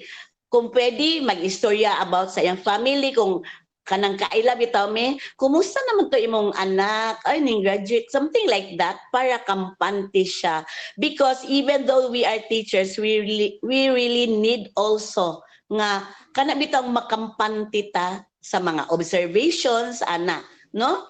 So for us teachers, atong pirmi huna-hunaon, ako bitaw huna-huna man ko sa inyo, ha? Ngilad kay ko mohatag og project, pero I told you wala ko nagkuan karon because dili naman ta pandemic karon. I know pakpak na yung Leslie nga kanang dili ko gusto nga ma-stressad mo. I know your capacity also. Ha? Wala man ko makakita diri sa inyo na ay tinapulan. Kay most especially proof ed, dili yun na mga tapulan ang proof ed because you are really working double time. Bisag nagatrabaho mo, still you are working with your projects. When you are told to have the report, you will be reporting. Aside na lang tong nag-video lang, ha. No? So ang atong hunahunahon permi ang atong estudyante. List na sa atong kaugalingon kung kita na mahimong maestra. Yeah, Nida, you want to say something, Nida? Yes, Doc. According to the lesson sa Doc mo, sakto man to siya, dili lang sad to siya sa private na kahit mo gyud siya sa public. Nagyapit ako na yung mahitra sa public na. Hoy Nida, asa man ka nakakita basta bagon ta man gid mo hangan ng mga may anak. Naagid Doc. And sa kuan Doc kanang isulan sa ako sa Doc no ang experience sa namo ko'y bata Doc nga hilak ba kay nangutana na gali ko nga naon sa man ka naggigila ko naman sa Doc. Kaya ang naitabo na saya Doc is na teacher nga dili na sulod. And then magkuan na siya module pa. Then pagkuan niya sa module is iyang paansiran ang what I know. Kunya ang bata kay kanang kuan siya kanang bigdoon siya sa teacher. Nakatong dili ka sulod sa teacher. Dayon hindi kasab-an man siya to kay ano ko nung late iyang activities. Ay, Ginoo. And then giignan pa gyud niya ang bata Doc nga nagtulog ka nga makapasar ka sa akong subject. So grabe hilaka sa bata. Unya to think nga siya di ay wala nagsulod. Nakuha na to siya. No? Yes, aside from the book no, sa mga activities nga ihatag, sometimes mag-book Kaning mga kinamay sa diped. Mubito ng bawal. Sila giningon, bawal mangolekta. Bawal ang floor. Uy, mama, floor walk. Kailangan dito sa class. Init kayo. Init. So, ingana sa Doc ka na overload mo ko ni Usay pareha sa mga sa kauswagan. Walang kaya teachers. So, instead na time na mag-homework kaya ako magamit. Init, unsa man na? Project bawal. Most, sa Doc no, ka na mostly kay madala gid ako trabaho sa balay para namin ma-prepare nga discussion sa bata. Yung professor ang superintendent sa DepEd. Ngano man? Ngano man din? Janet. Joke lang, Dok. Wala, Dok. Ako mama kung ka-storya. Unsay mo mama, kuan teacher? Ken? Dili, Dok. Ako ra ang mga tita. Makarelate yun sila ha. Hello mga tita. The titas are listening to us. Yeah, Kriza, can you share something? Mag-share lang ko, Doc, about Yeah. sa ah, ah, akong gikuan, Doc, before is dabi kadaghan ang mga assignments pero I'm ga-teach man gud ko og Chinese students, Doc. These Mhm. problems bitaw, Doc, in the Philippines sa education system is like grabe ra kay siya ka super ra kay siya kagamay, Doc, compare sa China kay ila have even grade 1, Doc, tanan subject, Doc, may assignment every day. And even holiday and even summer vacation naa gyud na assignment, Doc, like tanan jud na assignment. So murag kanang But that is not the culture here in the Philippines. yes, That's the mo gyud na, Doc. problem. We are not the same with them. Yes, Dili kay man ila ta mang parehas sa naandan. ilang. So ila Yeah. mga andan ato magud kay medyo atong nagtan-aw jud ta sa ato mga students ba nga dili nila kaya or ana sila magud kay murag culture to culture o ilaha mo lahi mo gud yung education system, Doc, pag high school Yeah. ka is dili ka maka-college unless dili gid ka makita og di pa sa tudok nga pwede ka makasulod ani na kay kwarta kaya nimo ang private sa ila. Yeah. Your grade will determine your future. Dili sa tuwa And kayo kuan lahi man, Doc. So China, wala man po sila subjects in grade 1, grade 2, and grade 3. Ang ila is the formation of values. Formation of values ang ilaha. Mao na ilang mga bata na ay batasan. Ang ato, nawala ang batasan. murag Oh sa my Japan na, God. Doc, kay grade Team 1 nila, RC Doc, kay ha. naa, Doc, sa Japan Bring back ano. Team RC. Japan. Yeah, Good ma- Dimen. Bring back GMRC. Good manners and right conduct. Yeah. Virtues. Mas dagan ito Oh, batasan kay sa ila, Doc. bitaw, I'm just joking. Dili, ang ato mga bata, of course, sa grabe ang kuan sa ato. Ang Pilipino, grabe bi atong tinudloan sa virtues. Galing lang, wala kayo pa na nakuha sa atong mga bata. And it's maybe because of ang mga silingan, mga background. Kadumdum ko sa una, among silingan, kanang kuan na magud ang madunggan namo ilang istorya kanang magsinggit daw sila ang bata, and I think that was 3 years old. Moingon siya, kanang kasaban siya man siya, yawa, yawa, yawa. Sila ingon na lagi no ko gamay pa kay ang bata. Why is it that kabalo na siya mga nana? Of course, we know that because the parents, the lolo, sila, inana man, muawat ba yan ng bata? Iba? So usahay sad ang atong values kabaylo di na value mabaylo na. Yeah, I think my kinsa to Leslie, you're raising your hands, Leslie. Sir Lester, Doc. Lester pala. Yeah, Lester. Lester Jim. Yes, Doc, I do agree with your Doc, your statement a while ago katong culture. Uh, in Korea, Japan, Doc, there is a high rate of suicidal there because Yeah. they cannot handle stress in their education system. And here in the Philippines, mga kumbaga, narata sa mga kuan, narata sa ubos-ubos. Mara gid ako makuha nga, depende ra gid siya sa environment as well as the culture and also the mindsets of the people who are there. Because even though the educational system of each country is very exhaustive, but when you have a good mindset, if you have, you really strive for your dreams, I guess those kind of things will eliminated. So Yeah. Mindset, di ba? You will be the future teacher. Hopefully, you will be a very good teacher who will only not think of himself or herself, but most especially think about the students. So that there will be no more incident that will happen just like that. Okay, I think we have to move on now. Can we have the next reporters? Thank you for 20. the motivation report, ha? Daghan na motivate pagko pangutana.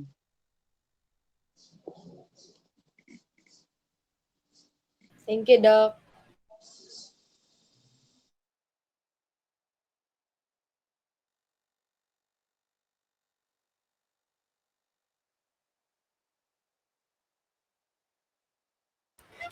Hello, good morning everyone. Sa share sa now.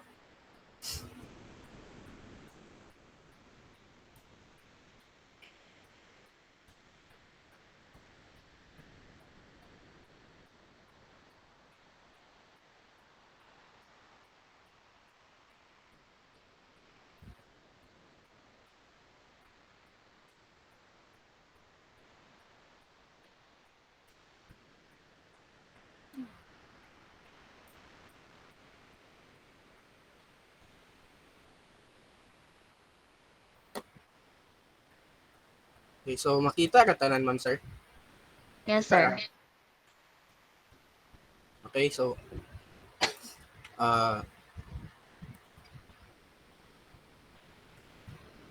good morning everyone.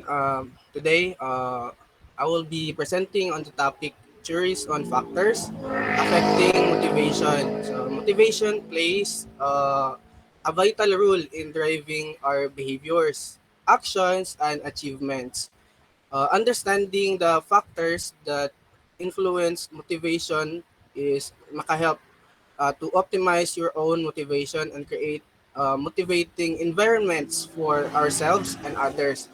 So in this presentation, we will explore five prominent theories that shed light on the factors affecting motivation. So the first theory is Maslow's hierarchy of needs by ano, Ma'am Excel Ma'am.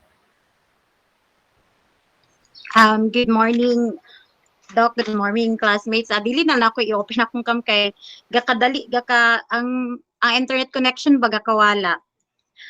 Okay, my topic to discuss today is about the Maslow's hierarchy of needs. Abraham Harold Maslow was an American psychologist who created Maslow's hierarchy of needs, a theory of psychological health predicated on fulfilling innate human needs in priority and culminating in self-actualization. A Maslow's hierarchy of need in a theory of motivation, which states that there are five categories of human needs dictate in individuals um, para makuha ng individual's behavior. There are this five is first the psychological needs, the safety needs. Sir, wala siya katong pyramid type.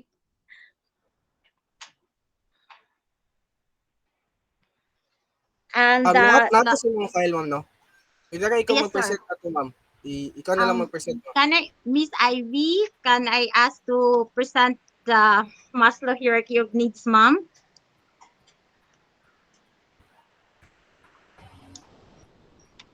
Miss Ivy?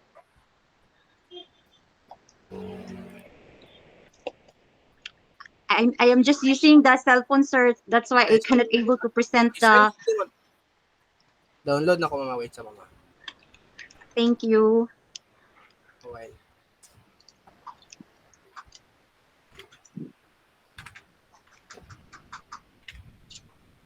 Okay, hinay-hinay lang po na ako discuss while nagkuan si Sir Cecil Alimar.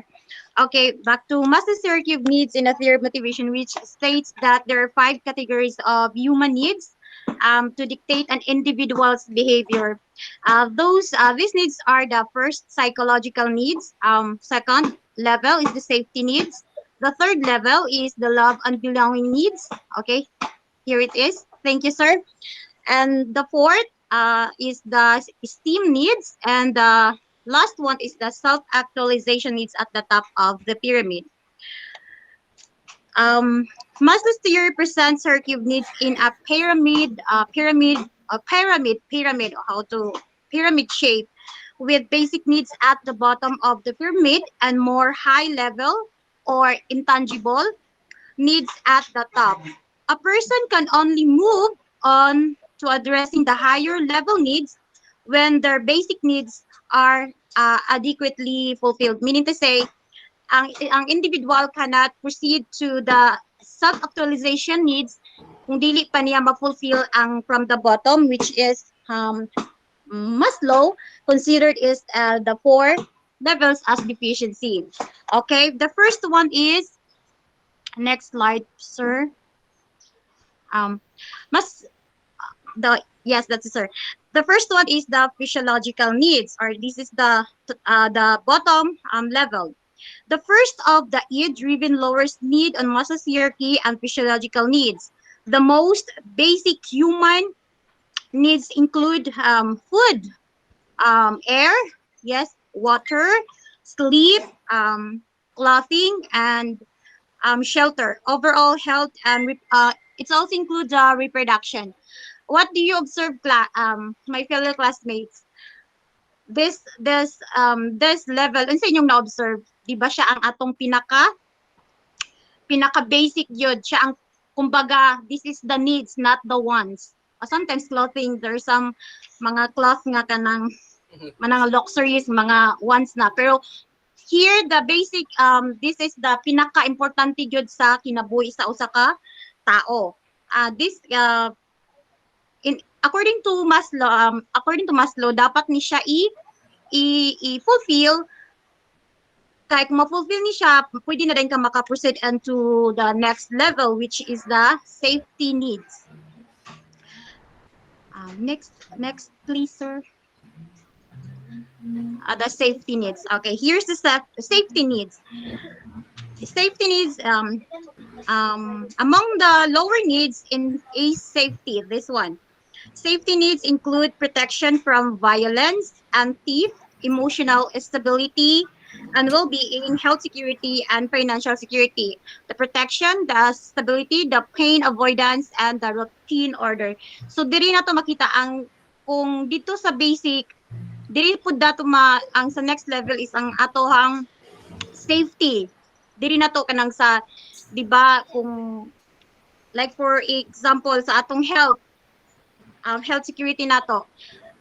Usually ang mga parents na yung mga insurance, magkuha sila insurance para sa ilang kaugalingon sa ilang family. Napoy mga different laws nga gikuan po, like mga voucher, diri gyapon na bilong, diri gyapon ang mga laws nga gi-implement para sa individual safety. Next is the love and belonging needs.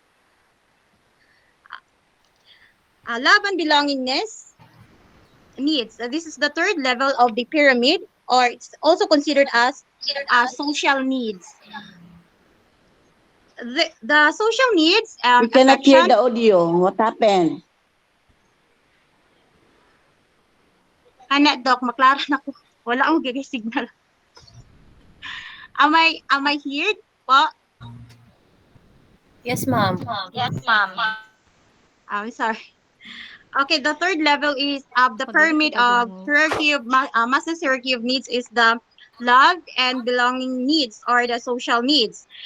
The social needs on the third level of Maslow hierarchy relate to human interaction and are the last of the so-called lower needs. Among these needs are friendship and family bonds, both biological, family parents like atong ginikanan, isuon, atong anak, or the chosen our chosen family or spouses or partners. Diri na belong ni siya nga level of needs. Physical and emotional intimacy, ranging from sexual relationship to emotional bonds, are important to achieving a feeling of elevated kinship. So diri na to, kay since as I said earlier, it is the needs of, and this level ang social interaction nato, not just inside our home but also outside of our Putol. balay. Tara to. Additionally, membership in social groups contribute to melting this, from belonging to a team of coworkers to forging identity in a union, club, and group of nanabito tay, di ba, ang mga teachers, they have na sila yung mga groups, ang different nga mga professions na yung mga groups na yung mga clubs, diri nga level makita na kanagtang social interaction na to among peers, among colleagues, diri na siya nga levels. And next is the fourth levels of the Maslow hierarchy of needs, the esteem needs. Esteem needs. Esteem needs. Okay, here's the esteem needs. Esteem is here we see the self-respect, self-esteem, respected by others. The higher needs, beginning with esteem and driven needs, the primary elements of self-esteem are self-respect. So under here, sa self-esteem is separate atong respeto sa atong kaugalingon. Kini nga the belief that you are kana bitaw natay self-worth o deserve ta with the dignity. And self-esteem. Okay, next is self-esteem. What is self-esteem? Self-esteem is confidence in your potential for personal growth and accomplishment. Kanang bitaw you can stand, you can do, kanang bitaw maayong ka nga you can stand, mahimo nimo siya. You're capable of doing this and doing that. That is kanang kumbaga wa kay kaulaw, baga kag no. Ay digid baga gid kag no. Today. Self-esteem. Sino? Uy, ito na bagag naong diha. Yes, Doc, kaya sa self-esteem bita, Doc, nga murag kanang nakay self-confidence, nakay believe on yourself. Kanang you can stand in the front and you can stand anybody, you can stand to everyone. Kay you do believe that Okay. you have that confidence to stand in front of many people. Okay, and here also, Maslow specifically, that self-esteem can be broken into two types. The first one is the esteem, which is based on respect and acknowledgement from others. Diba, there are some people nga, kinahanglan pa og kanang validation from others. Naiingon ana gid katawo, pero ang here is kanang garilay pa kanang ingon sila gaigin pa kumbaga gaas ka og respect from others, and the esteem which is based on your own self-assessment. So napoy respect nga napoy tao nga kanang ngano dili ko niya dili ko kuan kay happy naman ko sa akong self. I don't need them. Dili ko wala na ko nanginanglan ana sa ila. Napoy ingon ana nga tao. Kanang taas gid bitaw kay siya og confidence sa iyahang kaugalingon. Na di na siya kinalang acknowledgement sa tao, pero usually sa ato ang palibot or usually sa pagkakaroon most people are kanang kinahanglan pa og validations from others kanang ma-impose ang ilahang self-confidence and self-esteem bitaw kung naay acknowledgement from others. Mo siguro that's why the reason katong na mga suicidal nga na-tackle recently is because kanang kulang siguro sila acknowledgement from others or from especially from their family mong ka-pressure sila kay they think nga lacking sila ana. They think nga they are not enough. What they did is not enough, kanang somewhat like that. Okay, the last um level of Maslow's hierarchy of needs is the self-actualization or the self-becoming. Do you believe nga naabay tao nga makaingon jud nga oy kontento nako?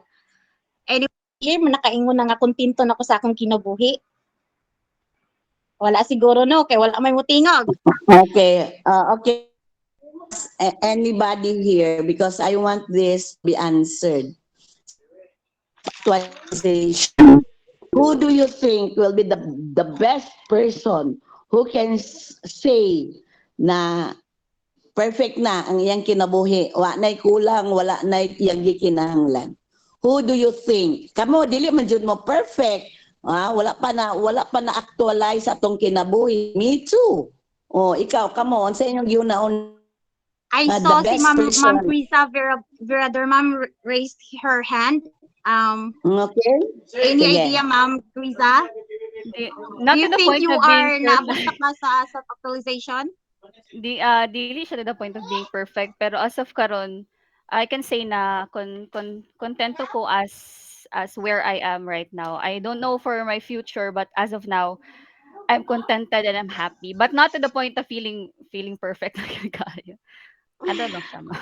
If you don't mind, Ma'am, can I share something? Because the third level, what is the third level? As I discussed love and belongingness, I think you have, you know already, Ma'am, that you still have single until now. You're still single until now. Di ba? So do you Self-love na think lang, mas ma'am. okay, dira na lang nimo mo target sa self esteem na lang nimo, Ma'am, nga sa imong kaugalingon na lang. Okay, thank you for that, Ma'am Krisa. Self-actualization, it's the achieve of full potential, and it's the fulfillment. Self-actualization describes the fulfillment of your full potential as a person. So I think nobody arrived this stage or this level. Wala pag ko nadunggan nga nakaingon nga okay na mamatay na ko kay kuan ako na nasupis na tanan ang akong nakuan ang akong gikinahanglan sa kalibutan. Sometimes called self-fulfillment needs, self-actualization needs occupy the highest spot on Maslow's pyramid of self-actualization, a high spot of Maslow's pyramid, the hierarchy of needs. Self-actualization needs include education, na nakahuman na ka, skill development, you are totally good in everything, you are totally, not everything, you are totally na-develop na nimo ang imong mga different skills kung unsay naa, the refining of talents, like kung singer ka na master na ka sa singer, daghan na imong na abot nga naadto na ba ka sa Hollywood o sa Wall of Fame, a Hall of Fame, di ay Wall of Fame, Hall of Fame, athletics katong mga big mga athletic nga pang international na gyud o worldwide, sa pagluto og sa mga example ana og sa mga kanang mahilig og garden kana bitaw usually ang mga tigulang maghinuktok na ba na sila kung mag mag-standby sa ilang mga balkonahe, then according to Maslow kana bitong mag-reflect daw sila unsa ilang nabuhat from their younger years kung fulfilled ba mong nobody jud nakaingon nga they are really nakaabot na sila sa self actualization. Kumbaga kang Maslow, self actualization is a sign of growth na siya. And conditions ranging from kuan according to Maslow kung ang four daw nga levels dili nimo masupis or dili nimo ma-achieve, there's a big tendency nga when you reach your self actualization na siya mga unpleasant nga mga results na ang mga regrets, mga pagmahay na dira may tabo. So to be able to come up this self actualization, you need to first unsa gay atong i fulfill. The top is the physiological needs, the basic needs, safety needs, our protection, the love and belonging needs, our the social needs, our interaction with among others, and our esteem needs or sa atong personal. And that would be all my report today. Thank you.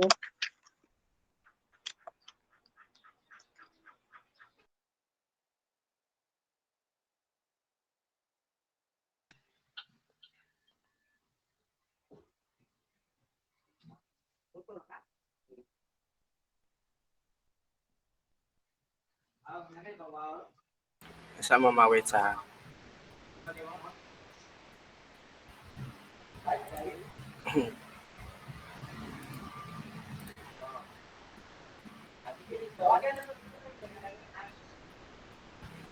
So, good morning, classmates. Good morning, classmates. Good morning, Doc. I'm May Marie Laga Pancho, and I'm going to report about the Herzberg's two-factor theory. So, Herzberg's two-factor theory, also known as the motivation Hagen theory or the dual factor theory. So, it is a motivation theory developed by Mr. Frederick Herzberg, a psychologist in the 1950s. So according to him, there are two types of factor that affect the job satisfaction and the motivation in a workplace. So we have here first the hygiene factors, and the second one are the motivators. So let's talk about the hygiene factors. So hygiene factors are the basic necessities that must be met in the workplace, uh, such as the adequate pay, job security, working conditions, and the company policies. So these factors do not necessarily motivate employees, but also their absence or inadequacy can lead to dissatisfaction. So the second one, we have this the motivators. So the motivators, on the other hand, are the factors that lead to job satisfaction and motivation. So just like for example, the recognition, challenging work, the opportunities to grow and development, and a sense of achievement. So these factors can drive employees to work harder and perform better. So Herberg's theory suggests that job satisfaction and dissatisfaction are not opposite ends of the same spectrum, but rather two separate factors that need to be addressed separately. So, to create a motivated workforce, employers must not only provide adequate hygiene factors but also focus on enhancing motivators. So partner gid ni sila permi no si hygiene factors o ang mga motivators. So no kanang iasta mo kanang ganahan pa ba mo mag-work kung feeling ninyo diha nga certain company dili mo ga-grow individually? Anyone? Any No. suggest?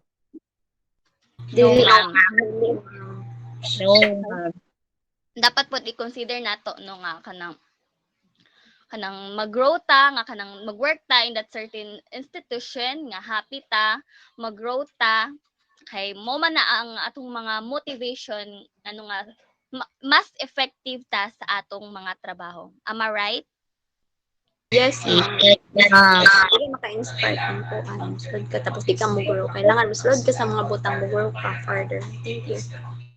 Yes, ma'am, that's correct. Yes, Ma'am Cindy, that's right. So to sum it up on Herzberg's two-factor theory, so it emphasizes the importance of creating a work environment that meets employees' basic needs. So it provides opportunities for growth, challenge, and recognition to promote job satisfaction and motivation. So that's all for the Herzberg. So next, next.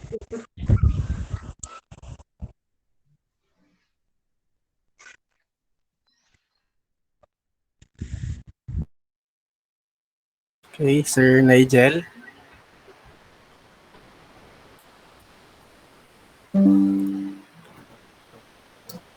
Yes, okay, good morning everyone. So I was assigned expectancy theory.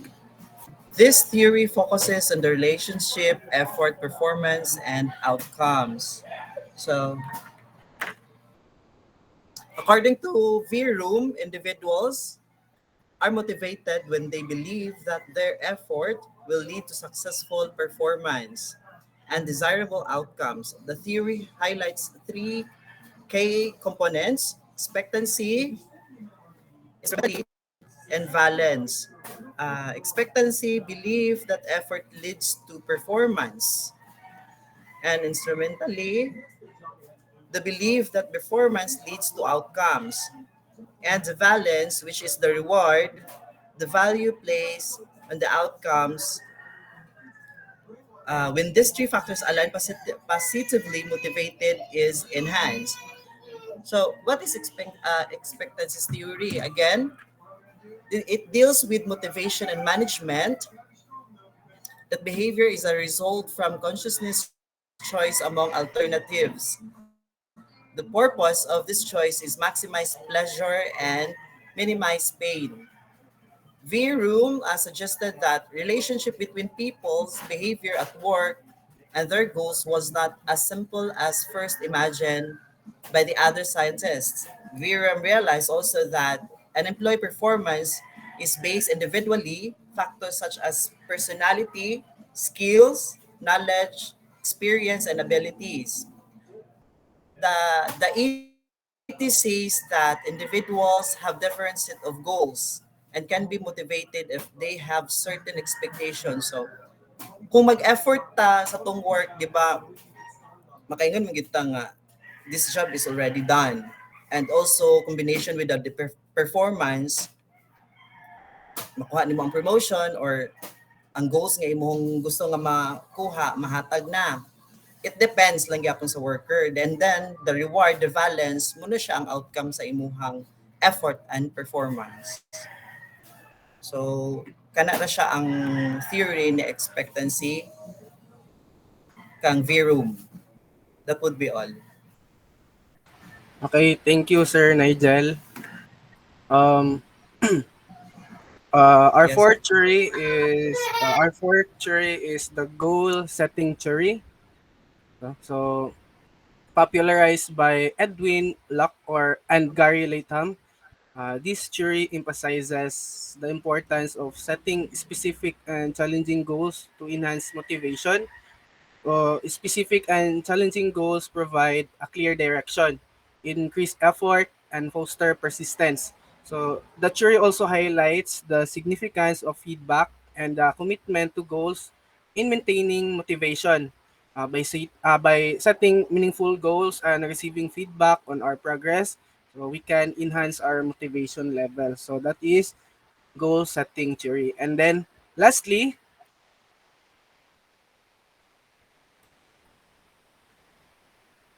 we have the self-determination theory. So developed by Edward D.C. and Richard Ryan. So this theory focuses on intrinsic and extrinsic motivation.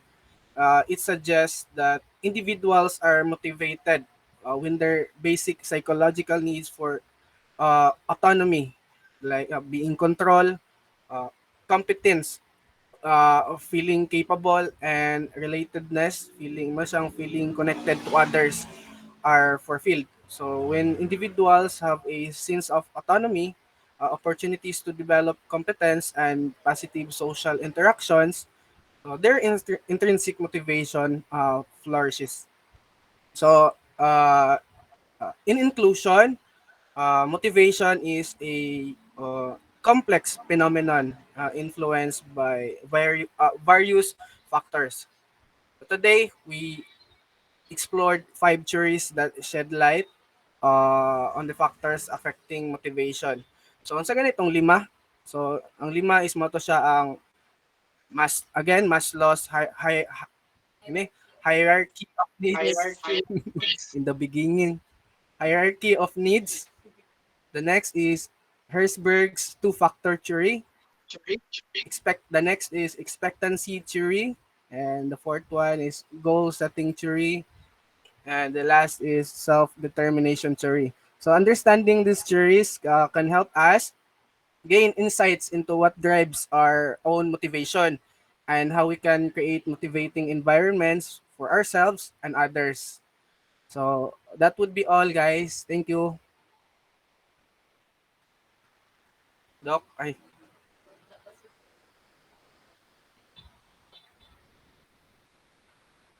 wala pa si Doc. Thank you again. Bye. Nawala Nawala. si Doc. Hindi na ma-open niya ang link.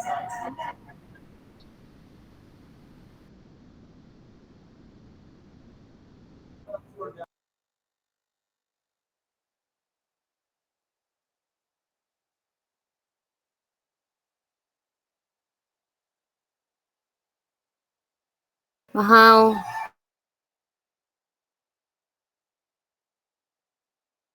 Wow. Wow.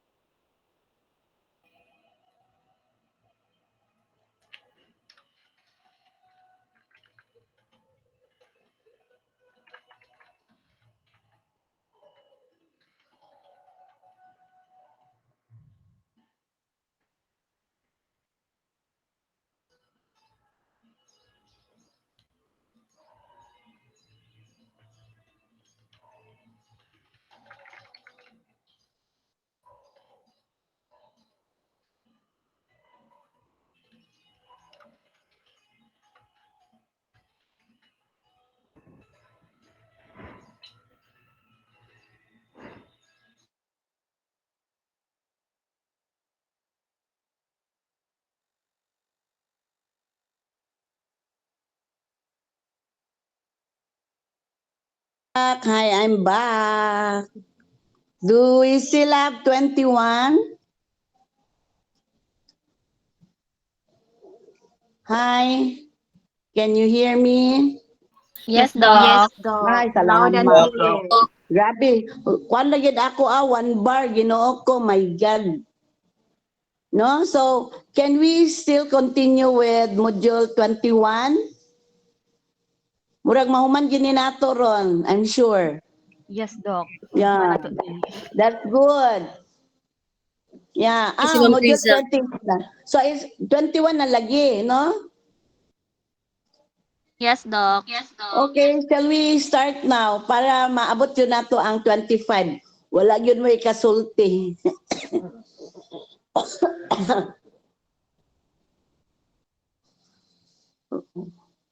Who's group 21? May I know?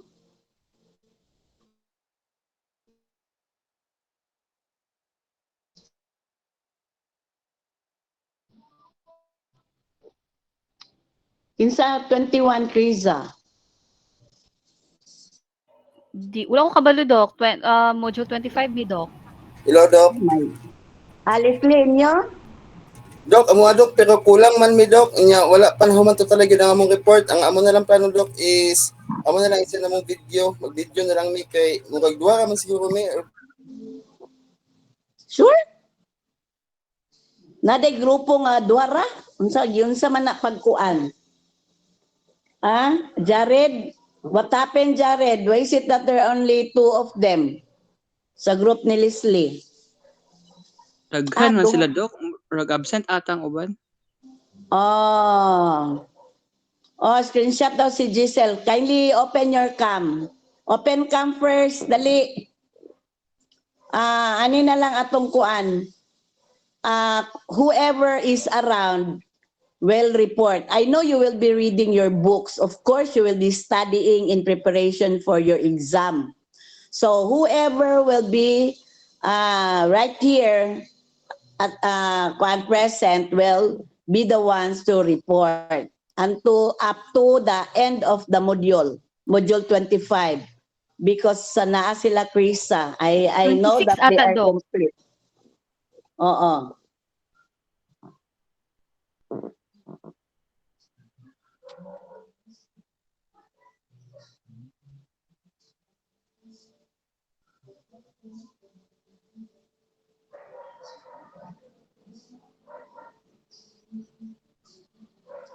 Sige na.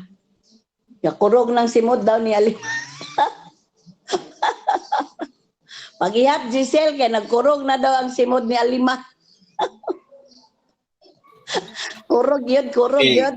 Okay, screenshot in 1, Smile. 2, 3, smile. Basi ka ni si Alimar, nakaana-ana ni, oh. Siyempre, Mother's Day, Doc. Ay, saba. Oh, may panil dyan, oh. Oh, ba? Nadja sign per me.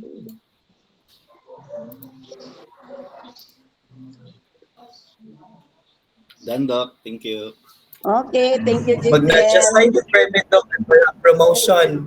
Neljin, I know you are so in love these days.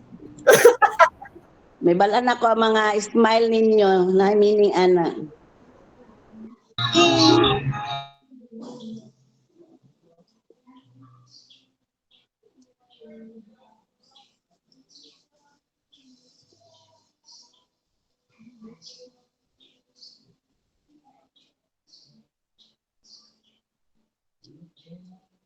Oh, sige na. Sige na, okay na. Okay Nay, na. group 22. Ned, unsa Ned? Nay, group 22, ma'am. Kay 23, man good ni, ma'am. Naamang boy 21, pero duha na sila. I told the group, paminaw ha, even if they are not around, katong naa karon, please start with your report. Dok, kanang wala pa magud mi ready sa among PPT. Ay, Ginoo ko, unsa lugar? Nagdahom pa lugar mo nga magklase pa ta sunod Domingo? Sige, magklase tas Domingo. Dito tas 28 mag-test.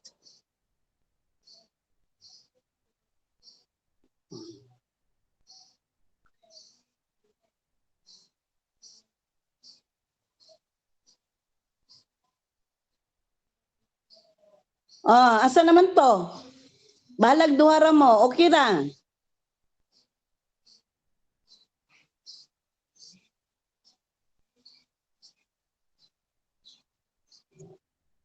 Thanks for the photos. I mean screenshots, Giselle.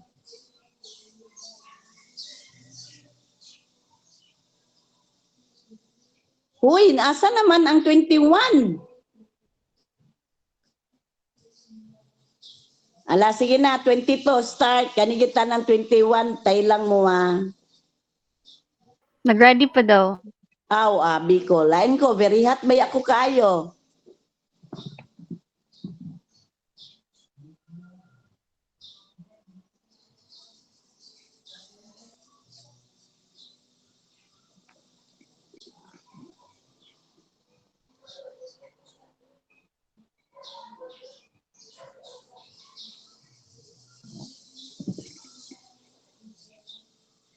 Wow, thank you, Madeline.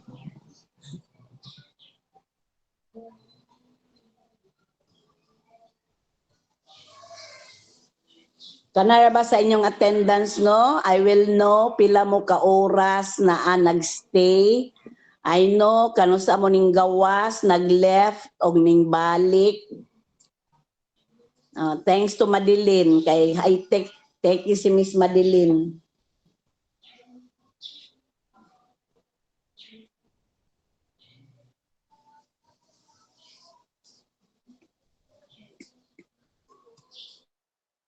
Excuse me, Doc. Yes, Lister. We are group, no, module 22, Doc. So we are next of module 21. So 21 is still daw kuan preparing. I just do not know kano sa sila mag-start. But as soon as the 21, the module 21 will be done, automatic kamo dayon, so that we can finish everything today. Tanan gyud up to the 25th Krisa ato gyud ang ikuan karon. okay, Doc, Doc. Doc Mark, si Sir Lester dito ang naging Doc nga nag-ready na sila, Doc. So si Sir Leslie So, man to ang 21, Doc. Leslie ang 21, Lester ang 22. Leslie? Si Leslie ang nag-prepare lagi ulo, nakatingog. Nag-prepare na siya. We will just wait kay kapoy sana nag-prepare sila pagkatapos dili na to paminawon. Dok, wala pa man jud mi naka-prepare sa PPT kay si Ma'am Ay, Carms lovely raman ka gud ang naghimo. Ha? Si Ma'am Carms ra ang naghimo niya, wala man siya, Dok. Mo man akong giingon sa inyo, ayaw lagi mo pagkuan salig sa usa ka tao. Di ba naingon ko sa inyo, if possible all of you has di kuan kanang file kay what kabalo na absent ang inyong classmate, what will happen now? Hasta mo wala mo'y points karon kay di mo maka-report. Nag-ingon na ba ako sa inyo daan? Basta Jared, kuan tagay ko kuan number kaning name sa aning module 21. Okay, let's move to module 22. Lester, you may start now. Yes, ma'am. Wait lang, ma'am.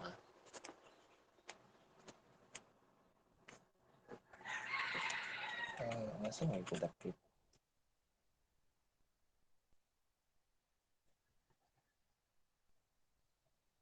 Your window lang siguro. Type screen naman.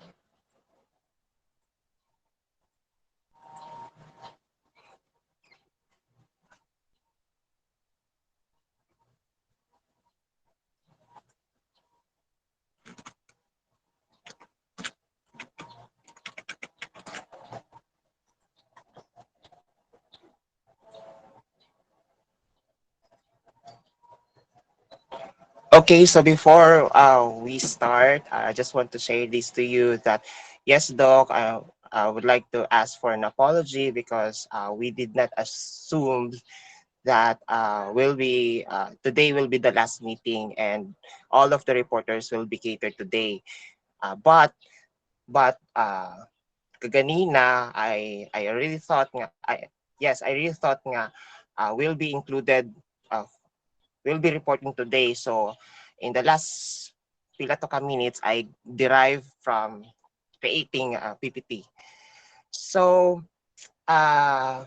without further ado, our topic is motivational inside the classroom.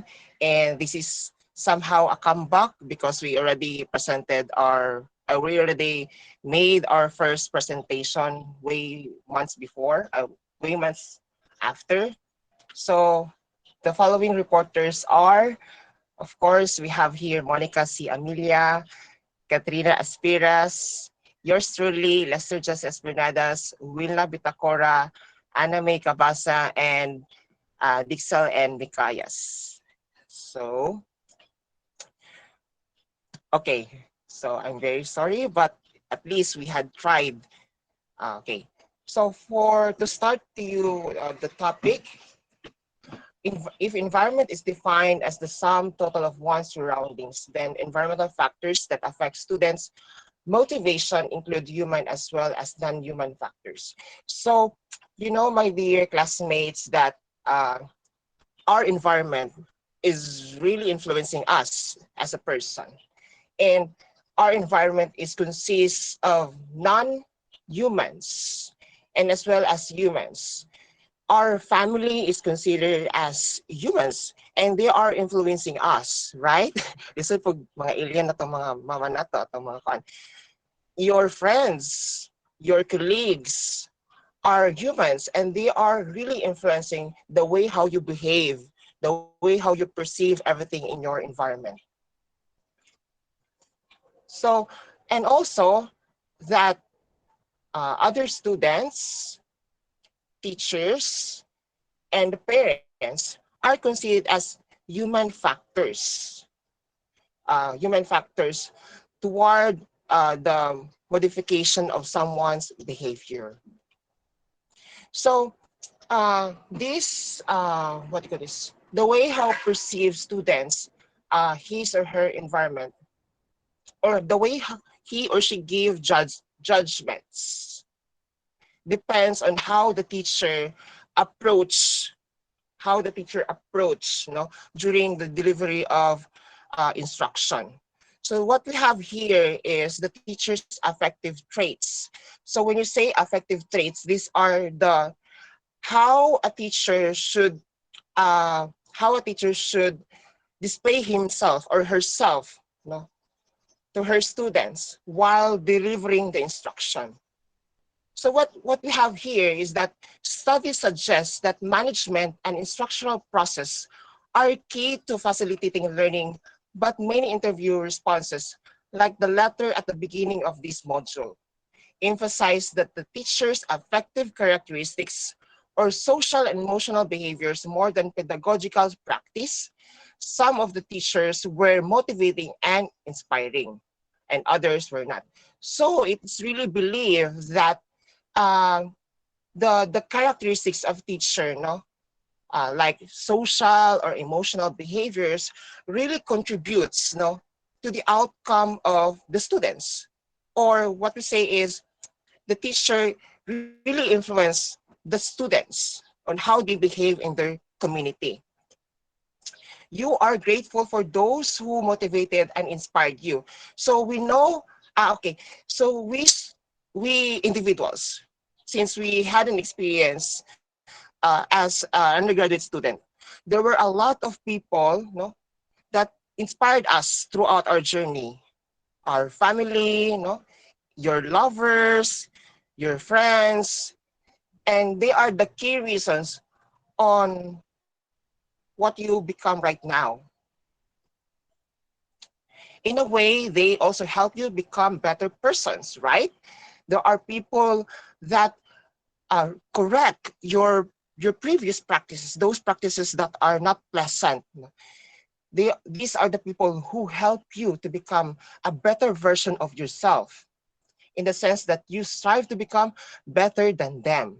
Yes, there are also people that made you, or they made you made them rather you made them as an inspiration that will become better than them. Our previous teachers, you will perceive him as and inspiration, at the same time as your competitor to become a better version of her. Researchers cite the following effective characteristics of effective teachers. This is according to James H. Strong in the year 2022, that one of the effective characteristics that a teacher should have is caring.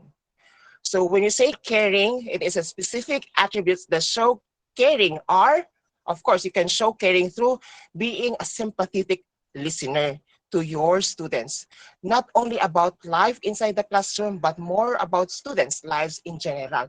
So there are cases that, after the lesson, the students will share something about her life, about her dream, about her problem or his problem. So as a teacher, we should listen to them. We should feel, or we should put ourselves on their shoes. How what is their feeling and how we perceive their feelings. Ano siya, my dear classmates. So some of you here, not just only as a teacher, in a teacher's perspective, but also as an individual. When your friends share something, when your friends share their problems in their family, you should not judge, you should not judge, but instead you listen to her and uh, say something about her situation, but not to the extent that you will criticize her. So you have to be sympathetic ng yun. Another one is you have to understand, the students' questions and concerns. Okay, so to become an effective sympathetic listener, the first thing you have to do is to understand the questions and the concerns. You just not abruptly gave comments, without truly analyzing the students or any individual's concern, or problem, or anything that they would like to share to you. Another one is knowing students individually. So as future teachers, and for those teachers who are already practicing, those individuals who are already practicing teaching profession, it is a must for us, to know our students, even the smallest detail about our students, their family background, what was the latest involvement, their latest involvement in the community. Are they into what? Are they involved in an organization, or are they involved in what? In anything, So at least we have an idea about what is going on in their lives. Also, what they like, o sila mga ginahan ba gid sila og kanang, even the colors, ginahan ba sila sa color blue, color red, color, and anything. And also, what are the things that they don't like? Like the attitude. They don't like a teacher who is ani. They don't like what you call this, an activity without any a good instruction, and also personal situations affecting behavior and performance, just like what I have said a while ago. So another characteristic that a teacher should possess in order to articulate affective domain, or to become to understand the students or any individuals, is fairness and respect. This aspect, can be only shown in specific behaviors like treating students as people. So we know that in the community there is what we call injustice. There are inequalities within the classroom. Inequalities in the sense of cognitive development. There are students who are students who are considered as low progress, low progress rather, in terms of academic performance. There are also students who excel in performance. So as a teacher, we should treat the students, including ourselves, but not in the sense that we lose authority. Ano siya? We should not just be giving favoritism to the students who are smart, who who considered as the smartest student in that classroom. Again, we should treat students as people. We should also treat students as not slaves, because there are instances, no, that because the student has a low performance when it comes to academic, so what other teachers do? They what they give a lot of kind of favors. They ask a lot of favors from the students, ani, and it already what become a problem for the students in order to cope up with the other learning courses or learning subjects. So siya. So again, the key term here is justice and equality for all individuals within the classroom. Another one is avoiding the use of ridicule and preventing situations in which students lose respect in front of their peers. So ani gina siya, no, there are times good nga the jokes are kind of below the belt. Below the belt. When you say below the belt, kind of itong personal lang gid kaayo. Personal lang gid. So, Lister. yes, ma'am. Can you give me an example of what you're talking about personal na gid kaayo? Oh, yes, ma'am. For example, you are already mocking her situation because she is pregnant. She is pregnant. Kanang, for you, no, you perceive that a student nga naburusan is kanang igat, ana, or you gave her a negative criticism about her situation, So when we gave jokes, no, it shouldn't be below the belt, or it shouldn't be into the into personal na gyud nga aspect of that person. We can actually give jokes, no, but we have to weigh things out. What will be the outcome if we give this one? We have to think ahead, no? Pila ka folds, 3 times, 4 times baka.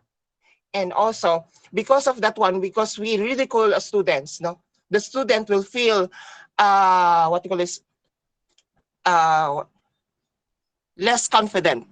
Dili na siya mahimong confident to face with her classmates because you mock her, you give her, or you present a joke na that is kuan kayo siya kanang below the belt, no? And another thing, in order to practice fairness and respect, is practicing gender, racial, and ethnic fairness. Siya. So again, you have to view that the students are just equal, whatever cultural backgrounds they came from, whatever gender they have, no, whatever race they have, everyone should be treated as equal. Another one is providing students with opportunities for them to participate and succeed. So dili lang kita maghatag og opportunity for those learners who are academically successful, no, or really doing well in the academics, no, like kanang katulang siya kay kuan siya kanang may to siya mag-istorya. What about the other learners who are really interested to participate in that activity?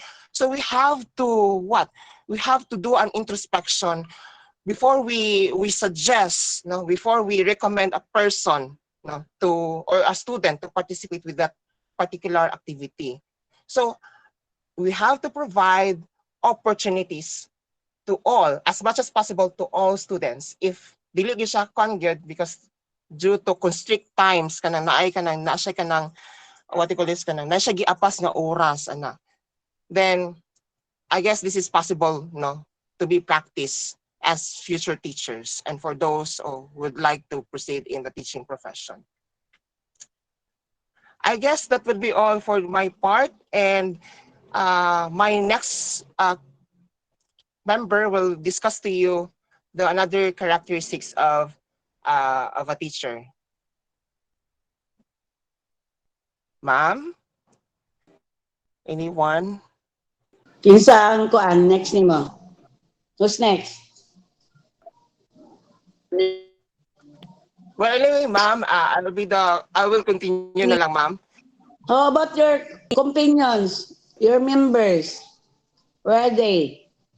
Yes, ma'am. Si Ma'am Katrina will be, ma'am, is going to continue this part, Okay. ma'am.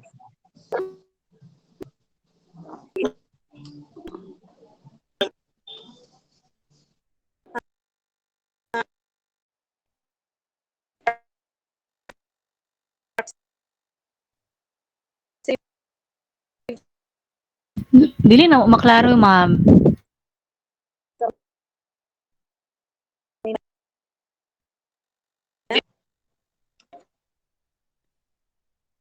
I guess Ma'am Katrina is having, ma'am, static connection.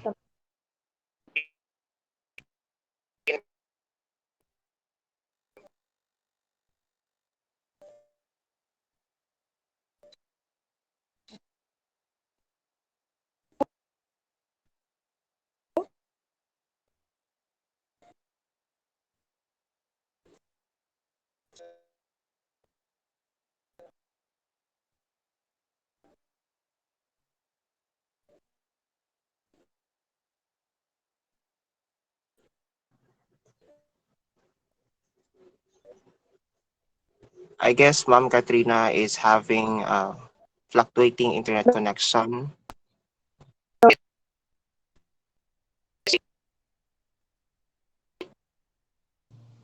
Your other members.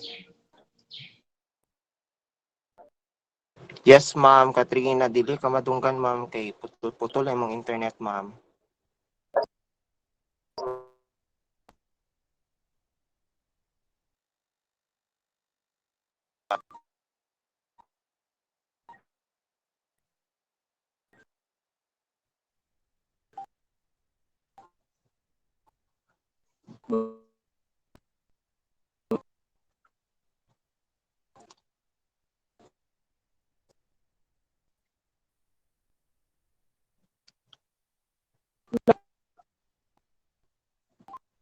Ma'am, you are still ma'am, not audible enough.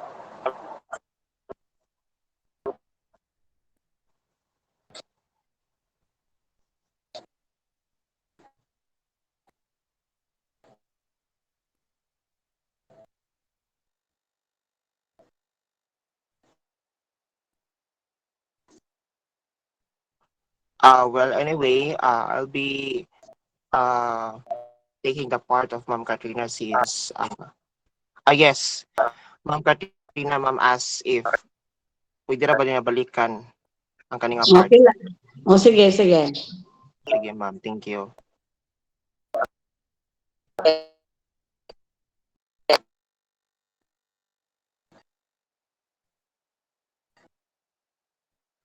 Good morning, So this, everyone.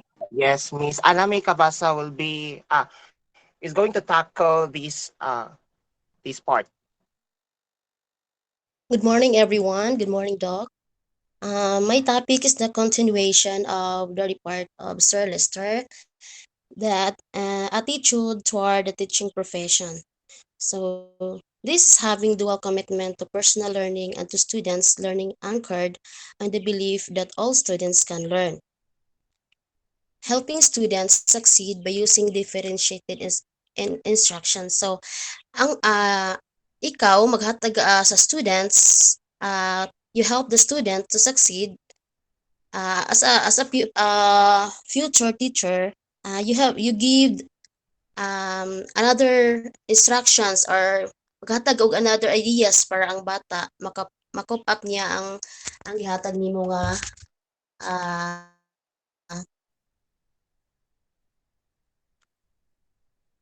um, activities. Then working collaboratively with colleges and other staff. Serving is an example of a lifelong learner to his or students and colleges. Next, sir.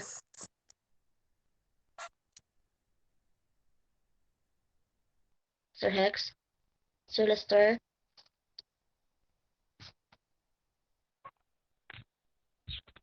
So we have here another um, types. We have positive expectation of students manifested in striving to make all students feel competent. So to make all students feel competent. So pagpaningkamot or tabangan nimo you help the students to feel nga kompetensya dan ang task nga imong gihatag.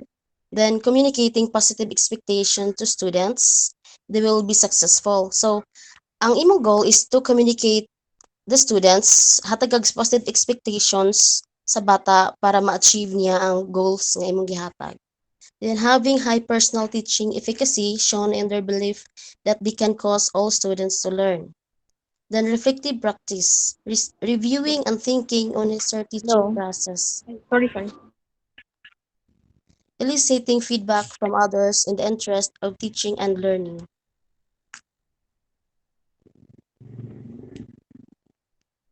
Classmates, bullying, and need to belong. So students form part of the human environment of a learner. In fact, they far outnumber the teachers in the learning environment. The need to belong is human need. So students who are accepted by teachers and classmates feel they belong to the class. So example is uh, if ang students are ang teacher o ang classmates accept niya ang iyang classmate. So feel niya nga belong siya sa group. So students who feel, next slide sir, that they are part of the class look forward to attending the participating in class. The sense of belongingness enhance the learning and performance. So the prevalence of bullying, however, obstructs the creation of a learning community where everyone feel that they belong. With bullying in schools, the learning environment can be safe. Then by all means, bullying should be eliminated in schools. Bullying takes on several forms. It can be mild, it can be intense, or deeply seated and highly violent. Today, safety in schools is being raised all over the world. That's all, ma'am.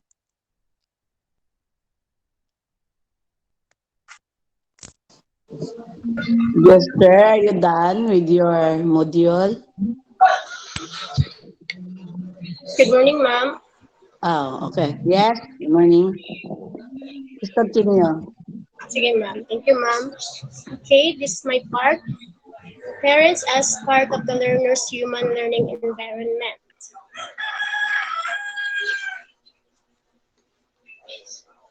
As a parent, so parental involvement plays a critical role in students' academic success.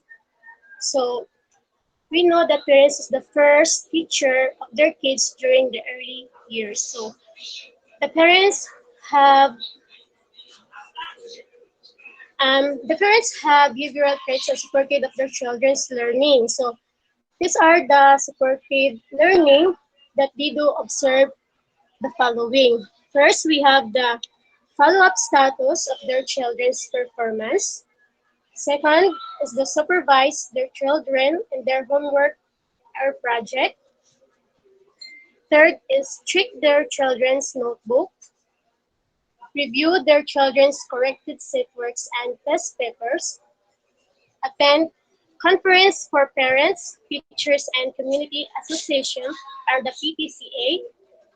Also willing to spend on children's project and to get involved in school activities, participate actively in school community projects, compare with their children's teacher when necessary, are aware of their children's activities in school, meet the friends of their children, and invite their children's friends at home. And also, it is unsupportive parent behaviors are the opposite of all this listed above. Next page, sir. So the interaction between the learner and the teacher, among the learners, and among the learner, teacher, and parents affect the learner's motivation. So this is very important. Not also the teachers, but also the parents have this involvement in learnings of the children. Whether the climate that comes as byproduct of the interactions nurtures or obstructs learning depends on the quality of this interaction. So thank you, ma'am.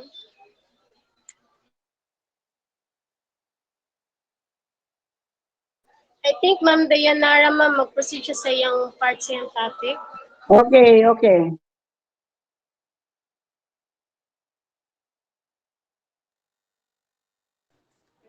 Hello. Wala ka naman. Okay. Uh, Social interactions with students. The specific behaviors of a facilitative social interactions are constantly behaving in a friendly, personal manner while maintaining professional distance with students, working with students not for the students, interacting productively by giving students responsibility and respect, allowing students to participate in decision making, willing to participate in class activities, and demonstrating a sense of fun, having a sense of humor, and is willing to share jokes. Next, sir. Okay. Enthusiasm and motivation for learning show in encouraging students to be responsible for their own learning, maintaining an organized classroom environment, setting high standards, assigning appropriate challenges, and providing reinforcement and encouragement during tasks.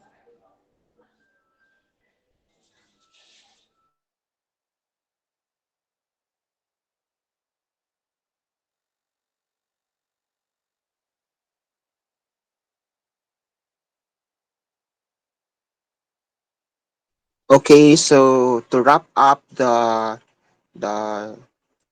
this module, no, module 22, uh, in conclusion, the task of the teacher is not just only to provide instruction, yun, but but to consider a lot of aspects within the classroom, including the students.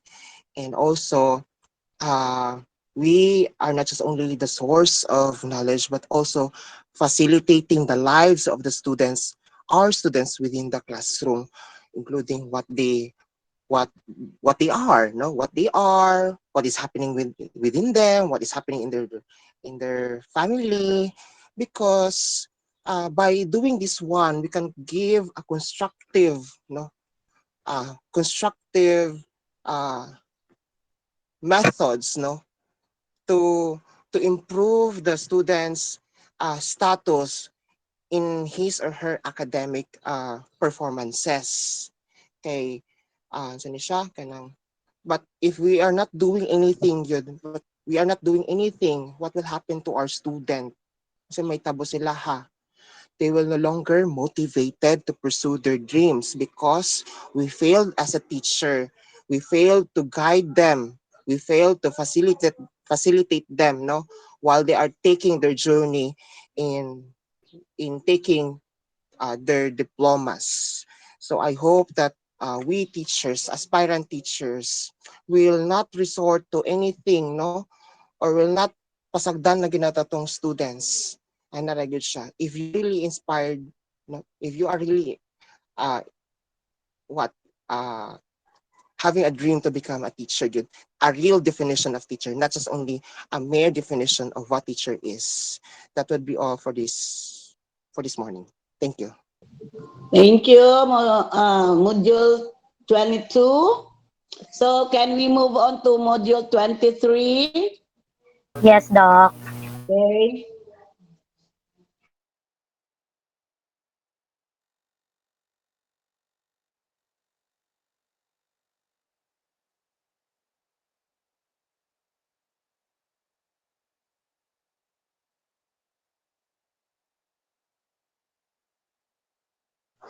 Walay kog share screen sa ay. Okay.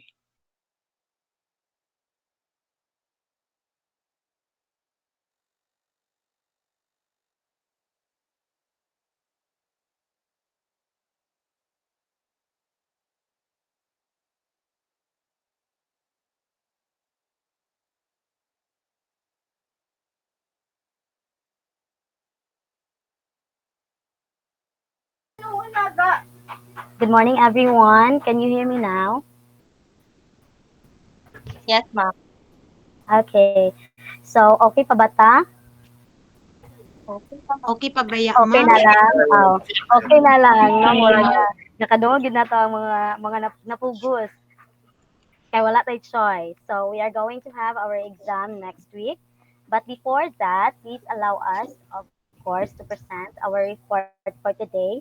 So this is not what we had prepared. So we thought we are going to do this on a face-to-face. So we do some revisions for our report. But without further ado, let me first introduce to you my group mates or my teammates in Module 23. So to start with, we have Sir David and also Sir Michael, Sir Art, and of course yours truly. So, ma'am and sir, so let me ask you, how do you know your teachers? So can I ask Sir Giselle? So as I promised, no, the one who did not answer the survey will be asked during this report time. So Sir Giselle, Yes, ma'am. No lihi ko, okay, ma'am. okay. So sir, may I know or can you please describe Doc Lynette in one word? Beautiful. Beautiful. Wow. Bantay lang. Okay, beautiful. How about you, Sir Lester?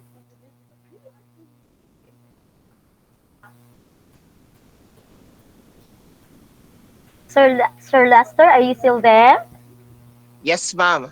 If I'm Okay, going to describe my teacher, brilliant. brilliant. Okay.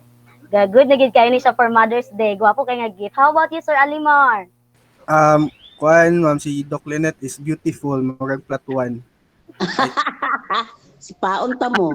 ay, So, according, ma'am, to your students that you are beautiful as well as brilliant. So, ma'am, Doc Lynette, how about you, ma'am? Can you at least describe three students? Who who will I describe myself? No, ma'am. Three of your Who? students, ma'am. I think I cannot describe you in one word only. ah, you, I am referring to the whole proof ed this semester. Ah, I, as what I have observed, you are so you are so eager to finish this proof ed so that I will be able to take exam and soon graduate and will become our family indebted. And of course, we will be receiving a very, very high salary, most especially in these short times. Diba? So, na-imagine na ay lahi, mega lahi. If test, gamay yun, wala ka. Nida. Doc? Wala ka minus nida. Doc, putol-putol ka sa ako, Doc. Oh my God. Told you. I have only one bar. One bar agad ko as in.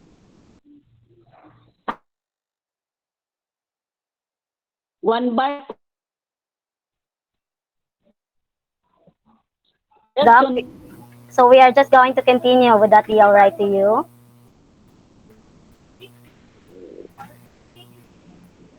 Okay, so Doc Lynette already described us as a whole class, so I can say that we already developed a relationship, a harmonious relationship inside the classroom. Am I correct?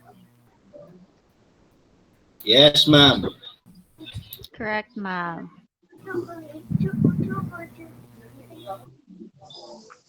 Hello, can you hear me? Yes, Yes, ma'am. ma'am. Loud and clear. Okay, so I thought I lost you. Okay, so as I mentioned earlier, we were able to develop a harmonious relationship inside the classroom. So that is very important, and we were able to do so because of this so-called term interaction. We were able to interact with our co classmates. we were able to interact with our teacher. And that is very important because in school, we do not say that harmonious relationship, but we term that one as the classroom climate. When you are going to say classroom climate, again, it is the interaction between the teacher and the student, most especially if you are having your advisory class. So,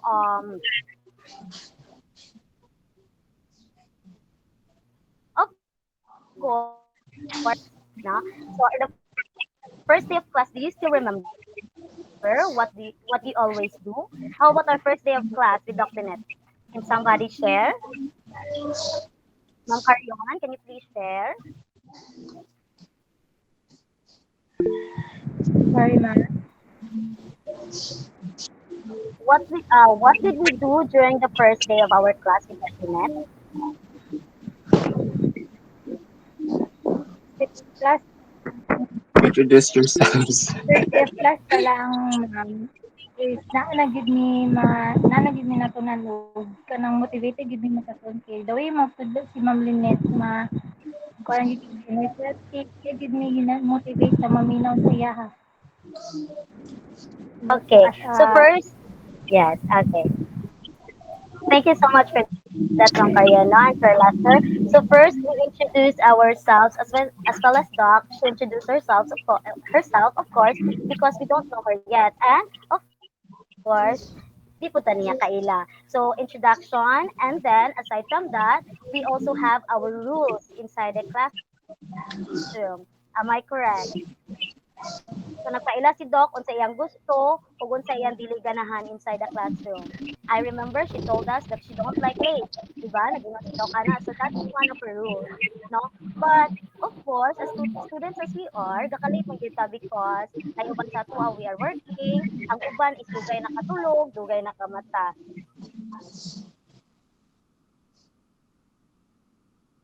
So time nga masayod ta and we commit mistakes, we always compromise and tell our teachers that we are not going to do that again. So basically, we are showing no na dili superior ang teacher and dili sa disrespected treat ang atong mga students, but it more like a business, no? It's a business like nga kung masayo pang estudyante dili pasabot nga ato siyang kasab-an. So na ay mga consequences na atong ginahatag sa mga students, of course, for them to learn their lessons. Okay? And we have different tips, 9 tips for a classroom climate and to have a very good classroom climate. And that will be explained to us by my co-reporter. So for the first one, Sir David. Ma'am. So good morning, everyone. Uh, I'm David Maslog, and I'll be reporting about specific classroom rules and procedures are clear. So, creating effective rules and procedures, teachers should involve students in the process and make sure that the guidelines are understandable and relevant to their needs. Rules should be concise, specific, and positive, stating what students should do rather than what they should not do. So procedures should also be clear and specific, providing step-by-step instructions for common classroom activities such as entering and exiting the classroom, lining up, and turning in assignments. So teachers should take time to model and practice those procedures with their students until they become automatic. So clear rules can produce not only promote a safe and productive learning environment, but they also help prevent disruptive behavior and improve student engagement and achievement. By setting clear expectations and providing structure, teachers can create a supportive and inclusive classroom culture and foster academic success and positive behavior for all students. Next, ma'am. So, second slide talks about rules and procedures should be discussed on the first day of class. So, why is it important? So, discussing rules and procedures on the first day of class is crucial for establishing a positive classroom and culture and effective classroom management. This provides an opportunity for teachers to set clear expectations for behavior and establish routines for classroom activities. When discussing rules, teachers should involve students in the process and make sure that the guidelines are relevant and understandable to them.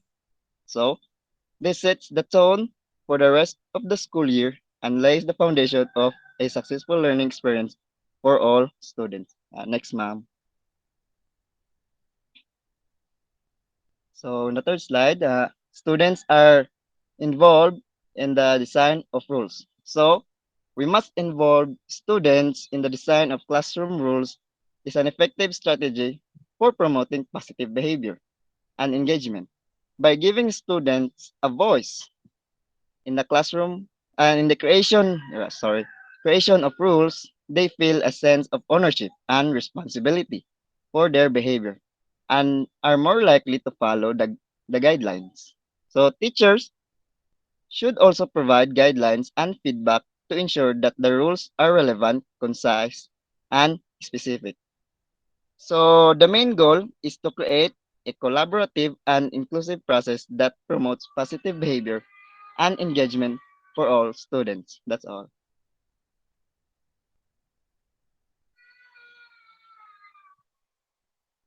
So next, ma'am, report Sir Michael Ngo.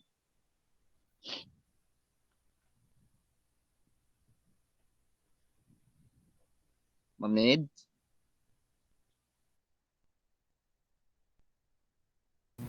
Yes po, Sir Michael. Okay, so good morning again, everyone. I will be discussing tips 4, 5, and 6. So for tip number 4, reinforcing acceptable behavior. So how can we reinforce acceptable behavior, or what are acceptable samples of acceptable behavior? First is students who are raising their hands before speaking, students that participate in class discussion, students that complete their homework on time, and students that help their classmates that are in need. These are samples of acceptable behavior. So how can we reinforce it? Simply by acknowledging and praising them with the deeds that they did. And This positive reinforcement can help encourage and enforce behaviors that align with classroom expectation and foster a positive classroom environment. Tip number 5 is clear limits for acceptable behavior are established. So a teacher might establish clear limits for acceptable behavior in the classroom by setting rules and expectations. So we already discussed this before and from the previous reporters.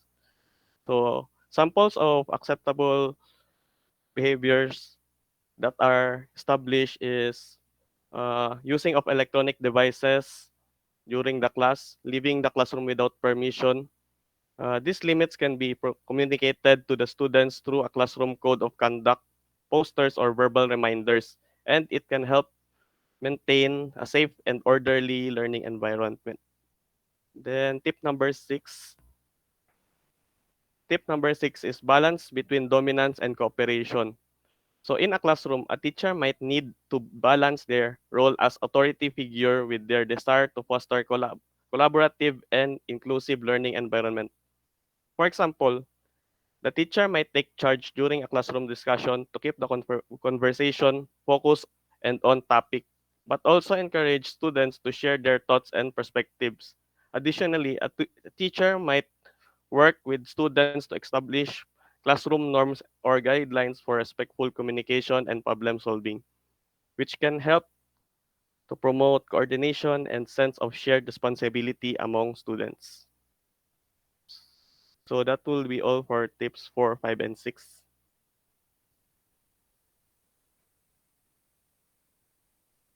Hello, everyone. Good morning. So, I will be talking on the last three concepts where the classroom climate that is conducive for learning is the one that is non threatening yet businesslike. So the seventh one we have here, a teacher is aware of the needs of different types of students. So a teacher who is aware of the needs of different types of students understands that each student has unique strengths, weaknesses, and learning styles. This means that a teacher should be able to adopt their teaching methods to cater to the needs of each individual student. The next one, we have a teacher is aware of the class happenings. So a teacher who is aware of the class happenings is the one who is mindful of what is happening in the classroom. Pasabot that a teacher should be aware of any issues, the concerns or conflicts that may arise and be proactive in addressing them. So a teacher can, intervene to help the student or mediate the conflict to create a positive learning environment. Now the last one, a classroom where the student's responsibility for their own behavior is enhanced. So this means that they should be aware of their actions and strive to behave in a respectful and responsible manner. So a student who are responsible for their own behavior may ensure that they come to class on time, pay attention to the teacher, participate in class activities, and respect teacher and participate those requirements coming from the teacher. They understand that their behavior can affect their own learning as well as the learning of their classmates. So, as we reflect on these concepts, it is evident that an effective teacher is the one who values the individual needs and strengths of each student, understands the importance of establishing clear boundaries and expectations, and that can foster an environment of mutual respect and cooperation. So, without respect, I don't think so that a teacher would be an effective one.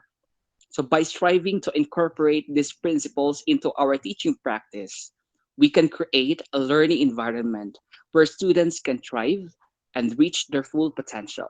So, as we continue and develop and refine our teaching skills in the near future, pohon may mo maestra, let us remember that a positive classroom climate is not only beneficial for students, but also essential for the overall success of our teaching career. So that's all. Thank you so much.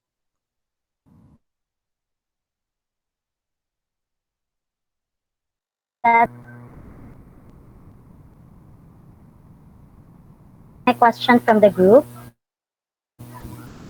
If there is none, so thank you again, and let us now proceed to the next reporter. Okay, thank you. 22, I mean 23. Wow, group 9 na.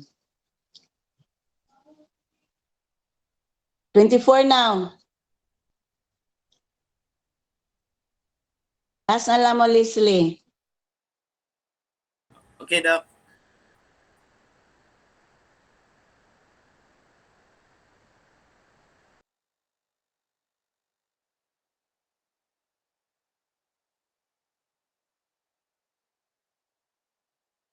Samana na ang kuan.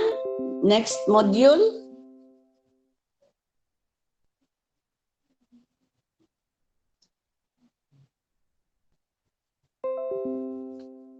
Twenty-four. Yes, Doc. Okay. Sige, sige.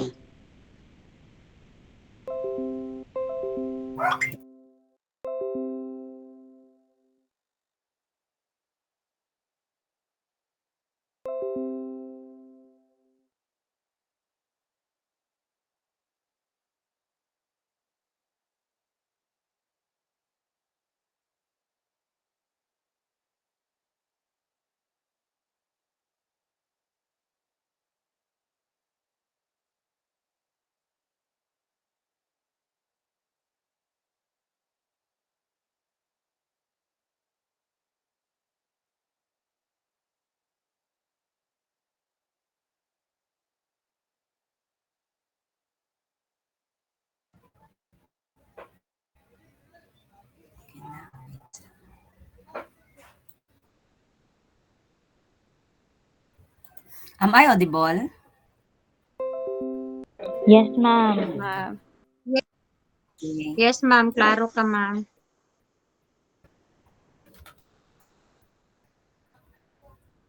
So good morning everyone. Good morning Doc. Ay, good noon naman siguro, no? So we are the module 24, motivation in the classroom. So motivation in the classroom is the willingness and desire of a student to learn. Motivation can be measured by four indices: choice, effort, persistence, and level of achievement. The higher these indicators are, the higher a student's motivation. For example, a student may be motivated to achieve satisfactory grades in a foreign language course because they receive a tangible reward or compliments for good grades. Their motivation is fueled by earning external rewards or avoiding punishment. Ma'am Gay, you're the next.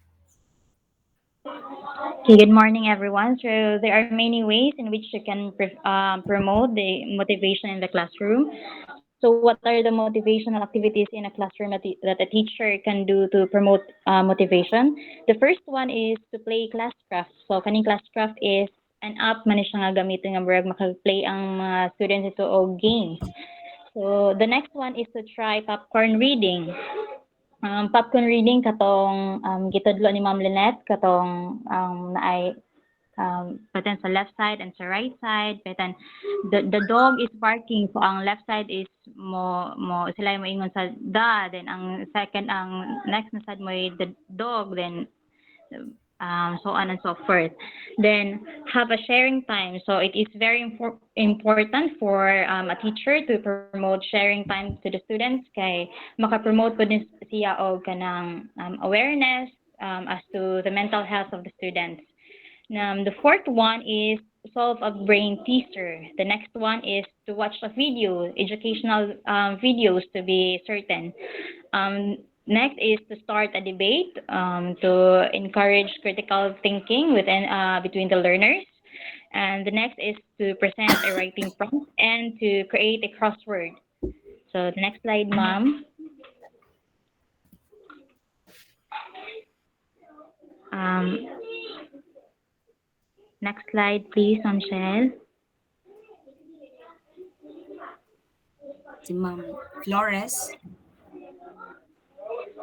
Ma'am Flores. Good morning. So, my topic is all about physical learning environment. A learning environment is a combination of social and physical qualities that create the classroom experience.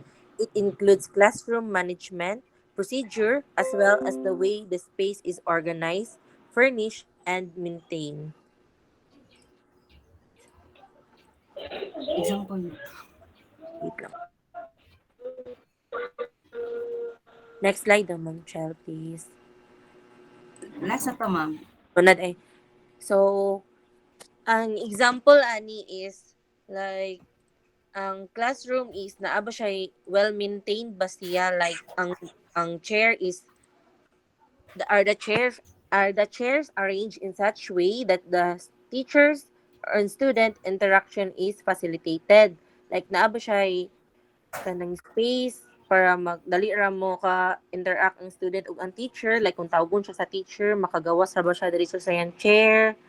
Ang classroom is dili ba siya overcrowded, like kung daghan na gid kaayo ta sa atong sulod sa room so crowded na gid kaayo mo bitaw nang naatay ka na bitawng student like sa room nga naatay ka na murag sitting dili mag-ilog-ilog og chairs ang mga students. Can the teacher see all the students while presenting? So makita ba sa students ang ilahang teacher while ga present or basig tungod sa kagamay sa ilang room, gamay pud kayo ilang blackboard, dili na makaklaro ang student. So, wala gyapon pulos kay useless kay di gyapon na sila makatuon. So, ang overall gid ani is need gid na sa mga student nga comfortable sila sa room. Like kanang murag home ra gyapon bitaw dili ka nang mag-school nga igang kayo dadto pero kuan dili magiingon nga need na og aircon sa room pero tagaan pud nato atong mga students og kanang space na makaginhawa pud sila nga di gid sila murag suman. So that's all. Thank you.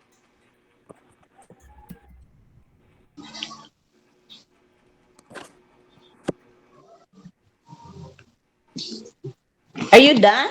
Yes po. 24? Mubo ra mo. Wow, ganahan ko. Yes, Mauman Doc. yun Mura talaga to, ani Doc. yun. Okay, sige. Can we proceed to 25 para silang Leslie ang last na lang dayon? Yes.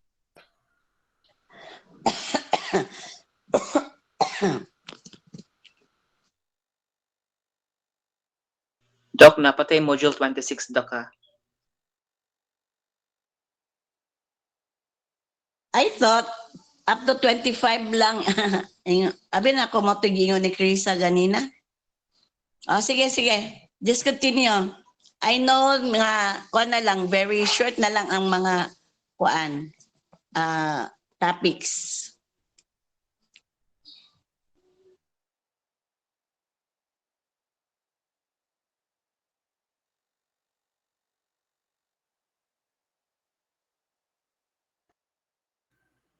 Naka-leave ko. Sorry, mag-present ako.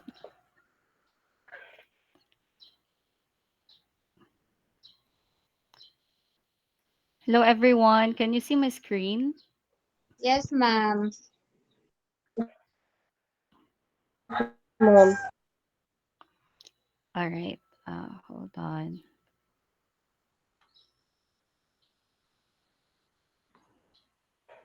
Okay, we will now start. Ma'am Irish.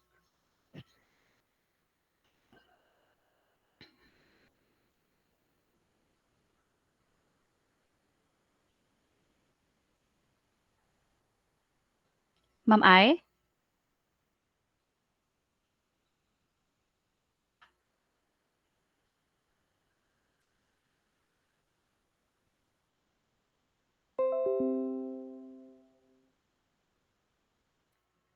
Madunggan niyo si Ma'am Irish, mga ma'am?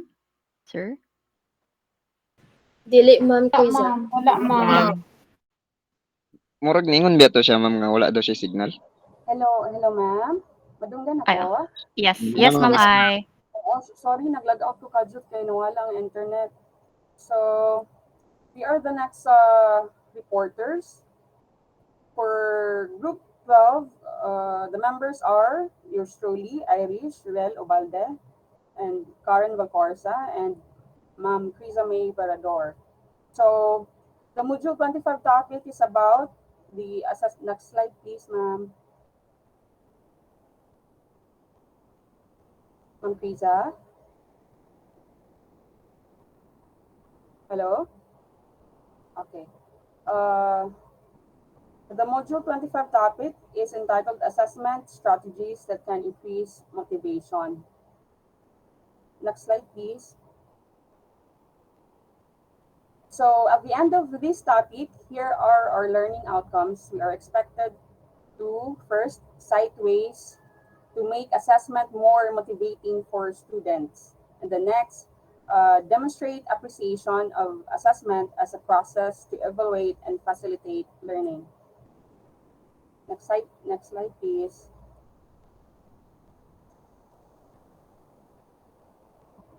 So recalling our previous lessons in our other subjects in Prof Ed, we have our subject assessment. So as I recall, assessment refers to the process of gathering and analyzing data to evaluate the knowledge, skills, and abilities of students. Assessments can take many different forms, including tests, quizzes, essays, projects, and performance-based assessments. The primary purpose of assessment is to evaluate students' learning and to provide feedback that can be used to improve instruction and student outcomes. So as an introduction, assessment is an indispensable part of the teaching learning process. It is usually at the end of the lesson plan termed evaluation. A lesson plan is not complete without an assessment.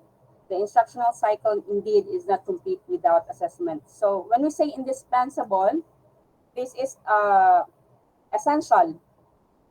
Assessment is indispensable part of the teaching learning process because it allows teachers to evaluate the progress and understanding of their students and to make informed decisions about how to adapt their teaching methods to better meet the needs of individual learners. The next slide, please. Assessment at the service of learning, thus the phrase assessment for learning. Assessment is meant to ensure that learning takes place. This is possible only when the assessment process motivates students to learn. Another slide, please, Ma'am Pisa. Unfortunately, in many instances, assessment as a process doesn't motivate, instead threatens. So, in what ways, when is assessment becomes threatening to students instead of motivating them? So, assessment can be a source of stress and anxiety for some students because it represents an evaluation of their performance and potential. For some students, the fear of failure and the potential negative consequences associated with it, such as lower grades, can be overwhelming. Additionally, students who struggle with certain subjects or who have had negative experiences with assessments in the past may feel particularly threatened by the idea of being assessed. Moreover, the way that assessments are conducted can also contribute to a sense of threat. For example, if assessments are designed in a way that is unclear or confusing, students may feel uncertain about what is expected of them and may worry about not meeting the standards. So if assessments are timed or require rapid recall of information, students may feel pressured and overwhelmed. So here, the topics under Module 25 will talk about the strategies that educators can utilize in order to increase motivation of the learners. It will be further discussed to you later. So I will forward you now to Ma'am Krisa for the next topics. Okay, so I am the next presenter for this Module 25. So this is our advanced organizer. And for our topic as assessment strategies that can increase motivation, we have eight pillars. We have the growth mindset, focus on progress rather than failure, clear objectives as basis of assessment, self-assessment, criterion reference, true purpose of assessment, sensitive and constructive assessment, and last one is test, challenging, not too easy, not too difficult. So this will be discussed further. But before we will proceed, we have here, actually, this is a part of the assessment that we're going to discuss. So we have here a short activity that we will ask our classmates that if you can get any paper that you can write your answers. So this is an activity, a pre-test activity, which will later we will discuss the use of this activity that we are going to have. So this is this is a true or false answer, and I believe that maybe some of you will get more correct scores because this is actually part of our another lesson about the teaching professor, the teaching profession, I think. So Teaching profession. can you please answer, ma'am, sir, the activity from 1 to 10? You can actually would like to encourage you not to look or not to read or use your book because I know that some of you have books.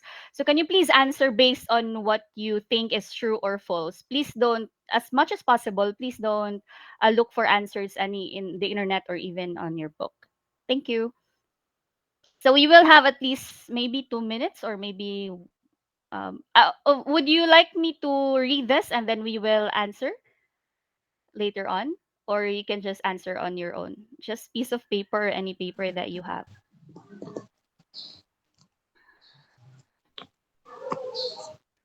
Let them answer.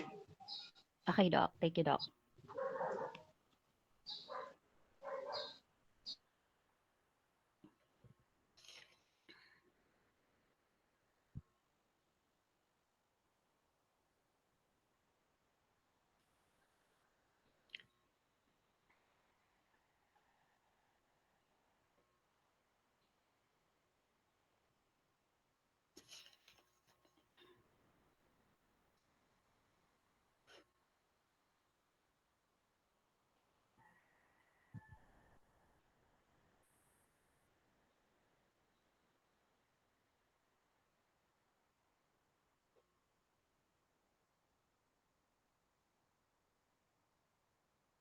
I'm not so sure if they are really answering.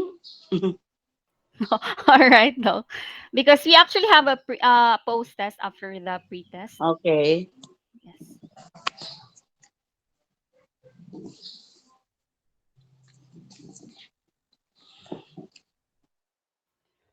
Are you done, ma'am, sir? Yes, thank you, ma'am Bethel. Thank you so much. So, if you have, it's okay if you are not able to answer all. So, for this pre-test activity, so you have your answer if you wrote your answers on a piece of paper, so you can have the next on the side of the answer. You can answer the post test that I'm going to show right now. Actually, this just the same with just the same with the first pre-test. These are just uh disarranged. So this still the same questions, but the numbers they're the disarranged. They're not the same with the pre-test activity. Please do not change your answer from the pre-test. So because we are going to discuss the result later on. Thank you.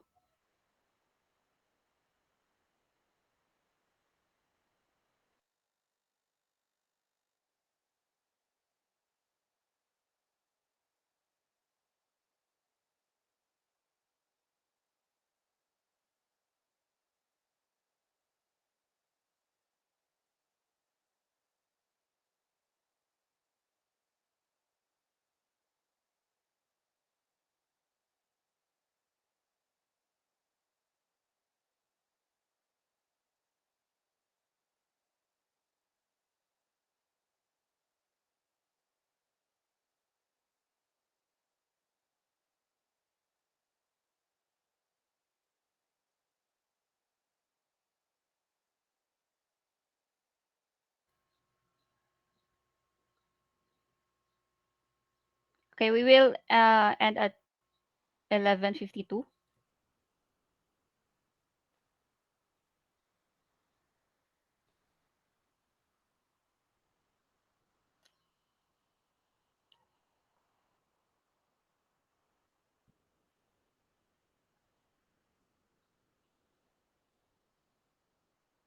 Okay, ma'am, sir, if you are done or not yet done. So I will proceed now. So the purpose of this pre-test and post-test activity, this is actually a part of the assessment. For the pre-test activity, this is just checking assessment before the learning, just to check if the students has already or have retention or even an advanced learning about the specific topic that the teacher is going to discuss. So for this one, ma'am, sir, if you have your answers, can you please compare? I'm going to say the answers, and please check on your own if you got correct or you got it wrong. So I'm going to say the answer now. So for the pre-test, number 1 to number 4 is false. Number 1 to number 4, false ang answer. 5 to 8, true ang answer. And 9 to 10, false and false. Sorry, 9 to 11, false ang answer. And then let's proceed for the post-test answers. So number 1 to number 3, false ang answer. Number 4 to number 5, true ang answer. Number 6 to number 9, false ang answer. And 10 to 11, true ang answer.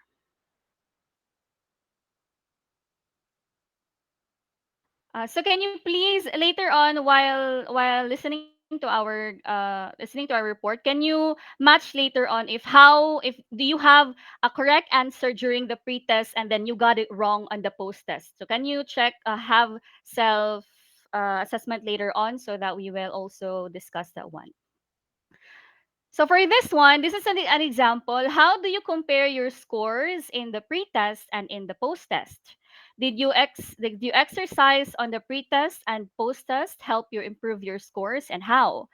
Did checking your own paper will improve your scores, and how? So we will call one one student later on to share his or her answers and his assessment during the post and pre-test. So for this one, am I still audible? Can you clearly see the slides, ma'am, sir? Yes, ma'am. All right, okay. So for the assessment of module 5, so we have here assessment of learning versus assessment for learning. So, assessment of learning refers to the evaluation process used to assess an individual's performance and knowledge after a period of learning has taken place. So, already done. So, usually, assessment of learning will happen after discussion, and then teachers will choose whether she or he will have an exam or a written exam, an oral, or even just short quiz that anyone could answer. And then for the assessment for learning is a form of assessment that focuses on using assessments to enhance and support learning rather than solely evaluating what has been learned. So the difference here is assessment of learning will take place after what you have learned or after a discussion. And then assessment for learning will happen the before the discussion will happen. So the teacher will usually, so the teacher for assessment for learning will will use certain motivation that will motivate the students to be excited for the discussion that he or she will do. So, assessment for learning is a formative assessment in an approach to assess that focuses on improving students' learning. So, this will happen before the discussion and during the discussion. So, the teacher will most likely change a strategy or method if she or he thinks that the discussion is taking place, but the students are not cooperating, or maybe by looking at his or her students, they don't actually understand what is happening or what was the discussion is about. So the teacher will assess, then she will change the strategy so that the students will eventually understand what she or he is talking about. So after that, we will now have a short abstract and generalization for the lesson or the module 5, which Ma'am Karen will discuss. Good noon, Yay. So, good noon, everyone. So, the pretest is a form of assessment at the beginning of the lesson. It helps you determine how much you know and didn't know about the professional teacher. With the pretest result, your learning become more focused, particularly on the item you didn't get not get. You learn to the point of mastery, those your scores improve considerably. So next, ma'am. So that is the reason why I next, ma'am. So that's the reason why the title of the module is Assessment for Learning instead of Assessment of Learning. So, as Ma'am Pisa said, for assessment for learning is a after the instruction, and I mean, during for is for during the instruction, and the assessment for of learning is after the instruction. So we choose the latter because it's emphasized the role that assessment play in facilitating learning. It is just not just done at the end of the teaching learning process. Instead, it is a integral part of the teaching process, such as assessment not just evaluates the learning but becomes a tool to facilitate and enhance the learning. So next, ma'am. So assess is something that students are prone upon. It is a scarecrow for students. Not nobody wants tests and quizzes. The usual bargain of students with teacher is no more test. So sa ato apat bisag kita karon nga ga kuan to sa to proof ed ga kuan pagyapon ta ana nga no more test. Why this negative connotation of test? Perhaps because tests have always been associated with grades and consequences, with passing and failing, while that is why they have become threatened. So, for ako tong sa nag-observe ko sa Sir Abrogania sa national. So far karon dili na gid ang teachers mo fail sa student basta kay ga-focus lang sila sa ilahang learning nga ilang ikuan ilang kaugaling nga mo padayon sila na dili ingon nga pasagdan lang nila ilang education. So how can we make it motivating and and so non-cheating. So that would be the strategies of next month assessment of strategies that can increase motivation. So that would be discussed by Ma'am Irish. So these are the assessment strategies up to 10. So by Ma'am Irish. Okay. Let's start with the first strategy. Make clear your learner's objective every time. So it is good if students are clarified on the objectives they are working on the criteria that will be used in evaluating their learning. So this means when designing a learning experience, it is essential to have clear learner objectives that are specific, measurable, achievable, relevant, and time bound, which is commonly known as SMART objectives. These objectives provide a clear understanding of what the learner is expected to know or be able to do as a result of the learning experience. Number two, make your students, next slide, ma'am, please, make your students own the lesson objectives.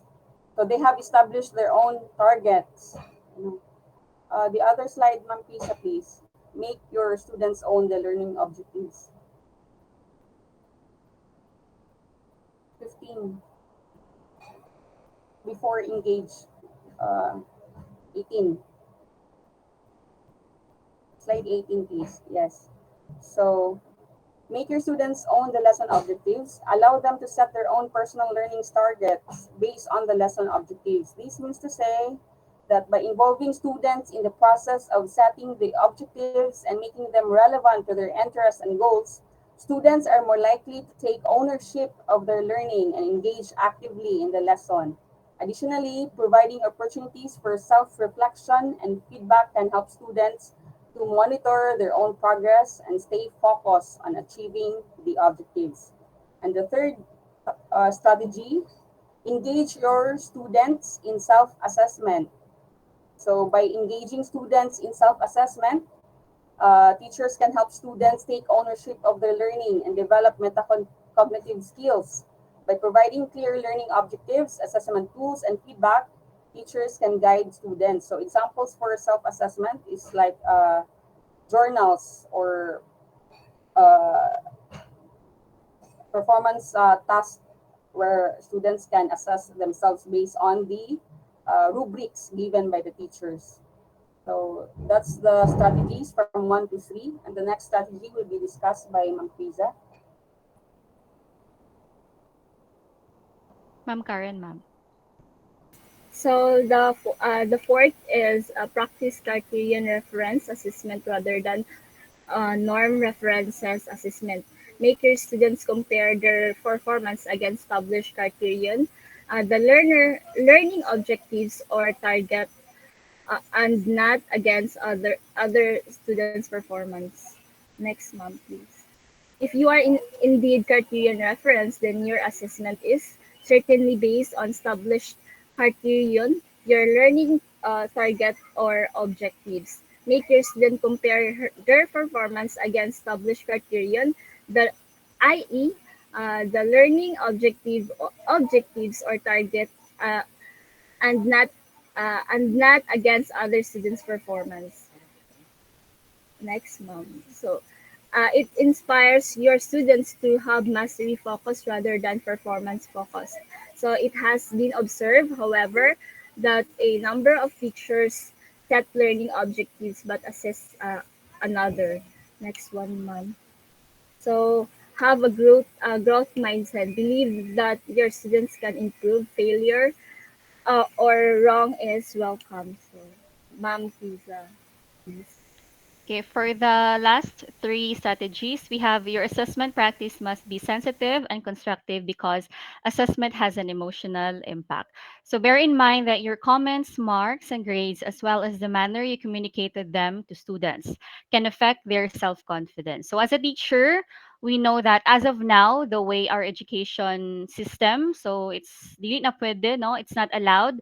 The teacher will give rude comments because before, as my experience as a student elementary until college, teachers can just easily express what's on their mind. For example, why is your grade like this? Before you're like this, your performance really well. Is it because you're not studying? Is it because of uyab uyab? So teachers can just easily express what they think based on your performance. So as of now, it's not really advisable for teachers to just say what's on your mind. So you should always be careful as also future teachers that we should always have sensitive. Let's be sensitive on how we give our assessment to the students. If the students is not really doing well, so maybe motivate them to do good, not just literally say that you're not doing good. Your marks are not improving. So we should be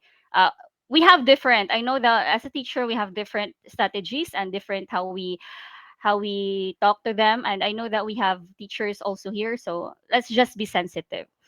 And we also have don't make the test too difficult to discourage students, nor too easy to make them complacent. So of course, as we know that as also discussed in our other subject, that we should always make sure that our exam or test exam is congruent to what has been discussed, and we know that we are already familiar with that what is that, TOS or table of specification. We are able to learn how to do or how to make our test questionnaires. We just don't make our test questionnaires because we like it or we think that this is too easy or too difficult. So we will also follow standard way of making questionnaires. So not too difficult and not too easy. So at least just half half. So we have I know that we follow the taxonomy. We have understanding, we have memorizing, remembering. So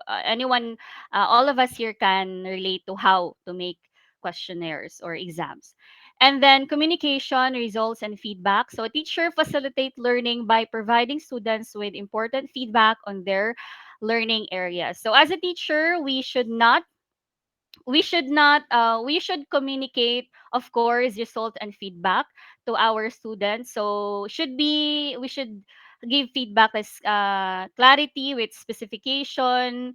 So also it's good that we will involve the parents as well, because parents are not with the students during the lesson, but we know that parents will also help.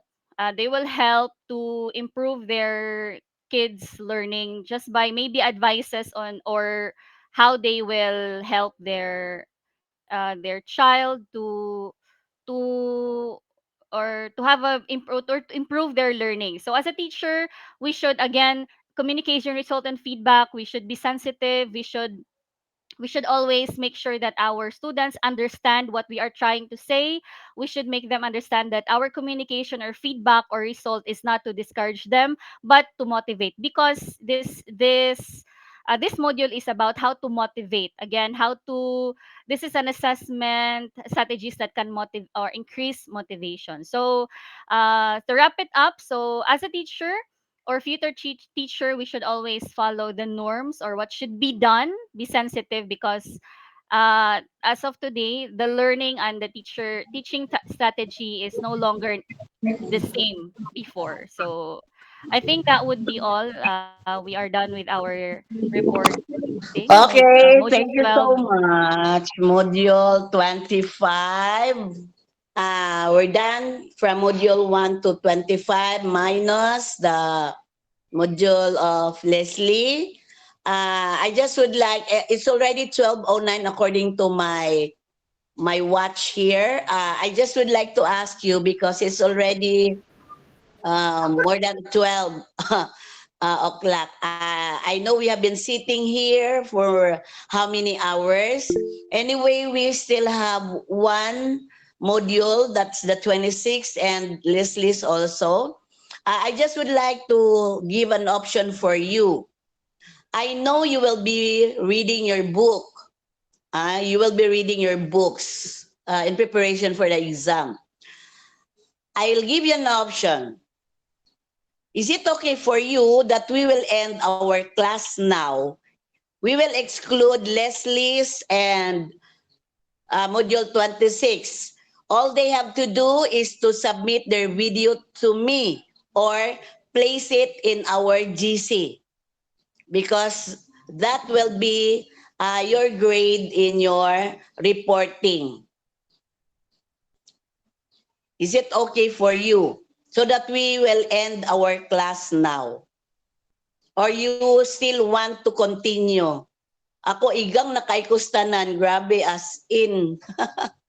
I'm done, I'm so early. Nagligo ko very early, but still I feel so warm here. What do you think?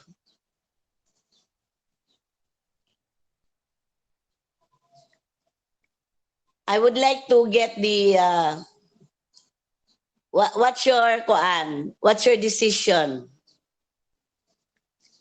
You may open your Bisag unsa daw, pwede ra karon mga taas pa siguro 5 minutes sa mga makamami sa mga report. da na Leslie, wala mo ikuan, wala na mo ikuan, wala effort na ha, wala na nay effort. Airport Gusto dok na pa na. airport na inyo. How can I give you your points? Wala naman mo effort, igura din mo mubasa diha kay nagdali na kay alas 12 na. Okay, it's final and executory that the rest, the module 26 and Leslie's group will be sending their video to our GC and to me also. DM it to me para ako makita dayon. Kay basin kung diya sa atong GC musaka na siya, dili na ko makabantay dayon. So it's 12:12. I think we have to Ano eat na our deadline lunch natin, now. Doc? Ay, excuse me, Doc. It When should have been ang kanang we will be having our exam next Sunday. So kinahanglan before pa sa Sunday na ana ang video. okay, Kay sige, Doc. oo, kay after your exam baya kay I'll be kuan na kaning I'll be working with your grades na. Kay 1 week So ana bali, Doc, sa amo ang module 21, among i-compile ang amo ang video or tagsa-tagsa mi mag-send. compile lang by group na lang kay para dali ra nako makita. Okay, Okay? sige, Doc. Okay, sige. So I Online would like exam, Doc, next week. Yeah, we will Thank you, Doc. have, by the way, we'll have an online exam so that it will be easy for me to check and you also will be able to see your scores right away. Dayon, all I have to do is to check your essays na lang dayon. Okay? So, let's see each other. No. Let's not see each other. Instead, you just open our Google Classroom, then the examination will be there. And please follow that time. Let's have an agreement.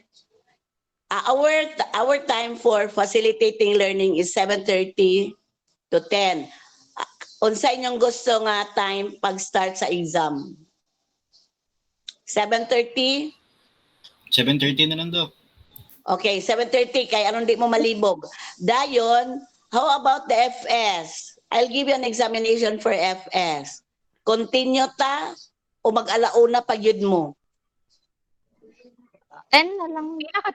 Isang time sa imong kandok, FL, 1 hour and half or 1 Yeah, hour lang? 2 hour? 1 hour agad na. Basta mata ko exam 1 hour lang, ha? Dayon, ang akong question is, kano sa inyong gusto? Right after the FL, FS dayon ta or ginawa gamay? Ginhawan siguro Huwag ta, gamay, Dok, Dok. gamay og 1 hour. 1 hour lang dayon, ha? So, we'll start 7:30. We will make it 8 na lang. Kay exam man na siya. Yes, Doc. 8 to 9. Dayon ginhawa 9 to 10, 10 to 11. Okay? Yes, Doc. Okay. Okay, kindly post that one in our GC para madumduman sa tanan. Thank you so much and happy eating Doc? everyone. Yeah, Dimin?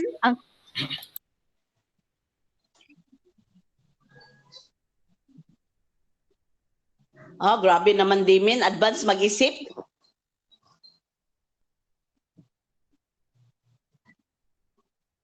Mute ka, sir. Pagpalit og kuan, generator Dimin.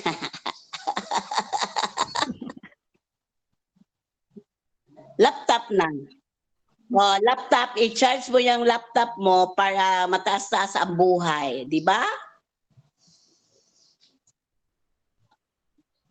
Pray ka na lang na huwag mag-brown out. Okay, I would like to request Giselle to lead a prayer before the end of this class. Let us all remember that we are in the most holy presence of God. In the name of the Father, the Son, and the Holy Spirit. Amen. Dear Lord, we thank you for today's lesson as presented by our classmate. Please guide us always in our studies and please guide the parents, especially the moms that are celebrating Mother's Day right now. This we ask through Christ our Lord. Amen. Amen. Amen. Happy Mother's Day for those Happy Mother's Day, mothers Doc. who are Mother's here in Day, our Doc. class. Mother's Mother's Day. Day, Doc. Let's celebrate! Going namin sa iyong house, Doc.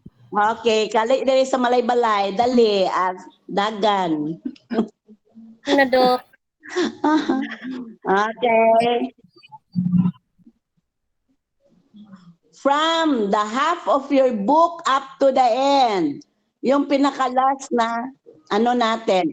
If somebody still remembered, kindly post it in the GC kay si Damon nakakuha na sa nakalimot na sad. Okay. Happy Mother's Day. Okay, sige, I'll wait for it, Damon, because that is the only thing that you lack. Monday, ha? Monday is Monday. Okay. Goodbye. Goodbye. Happy Bye, eating. everyone. Bye-bye. Bye, Doc.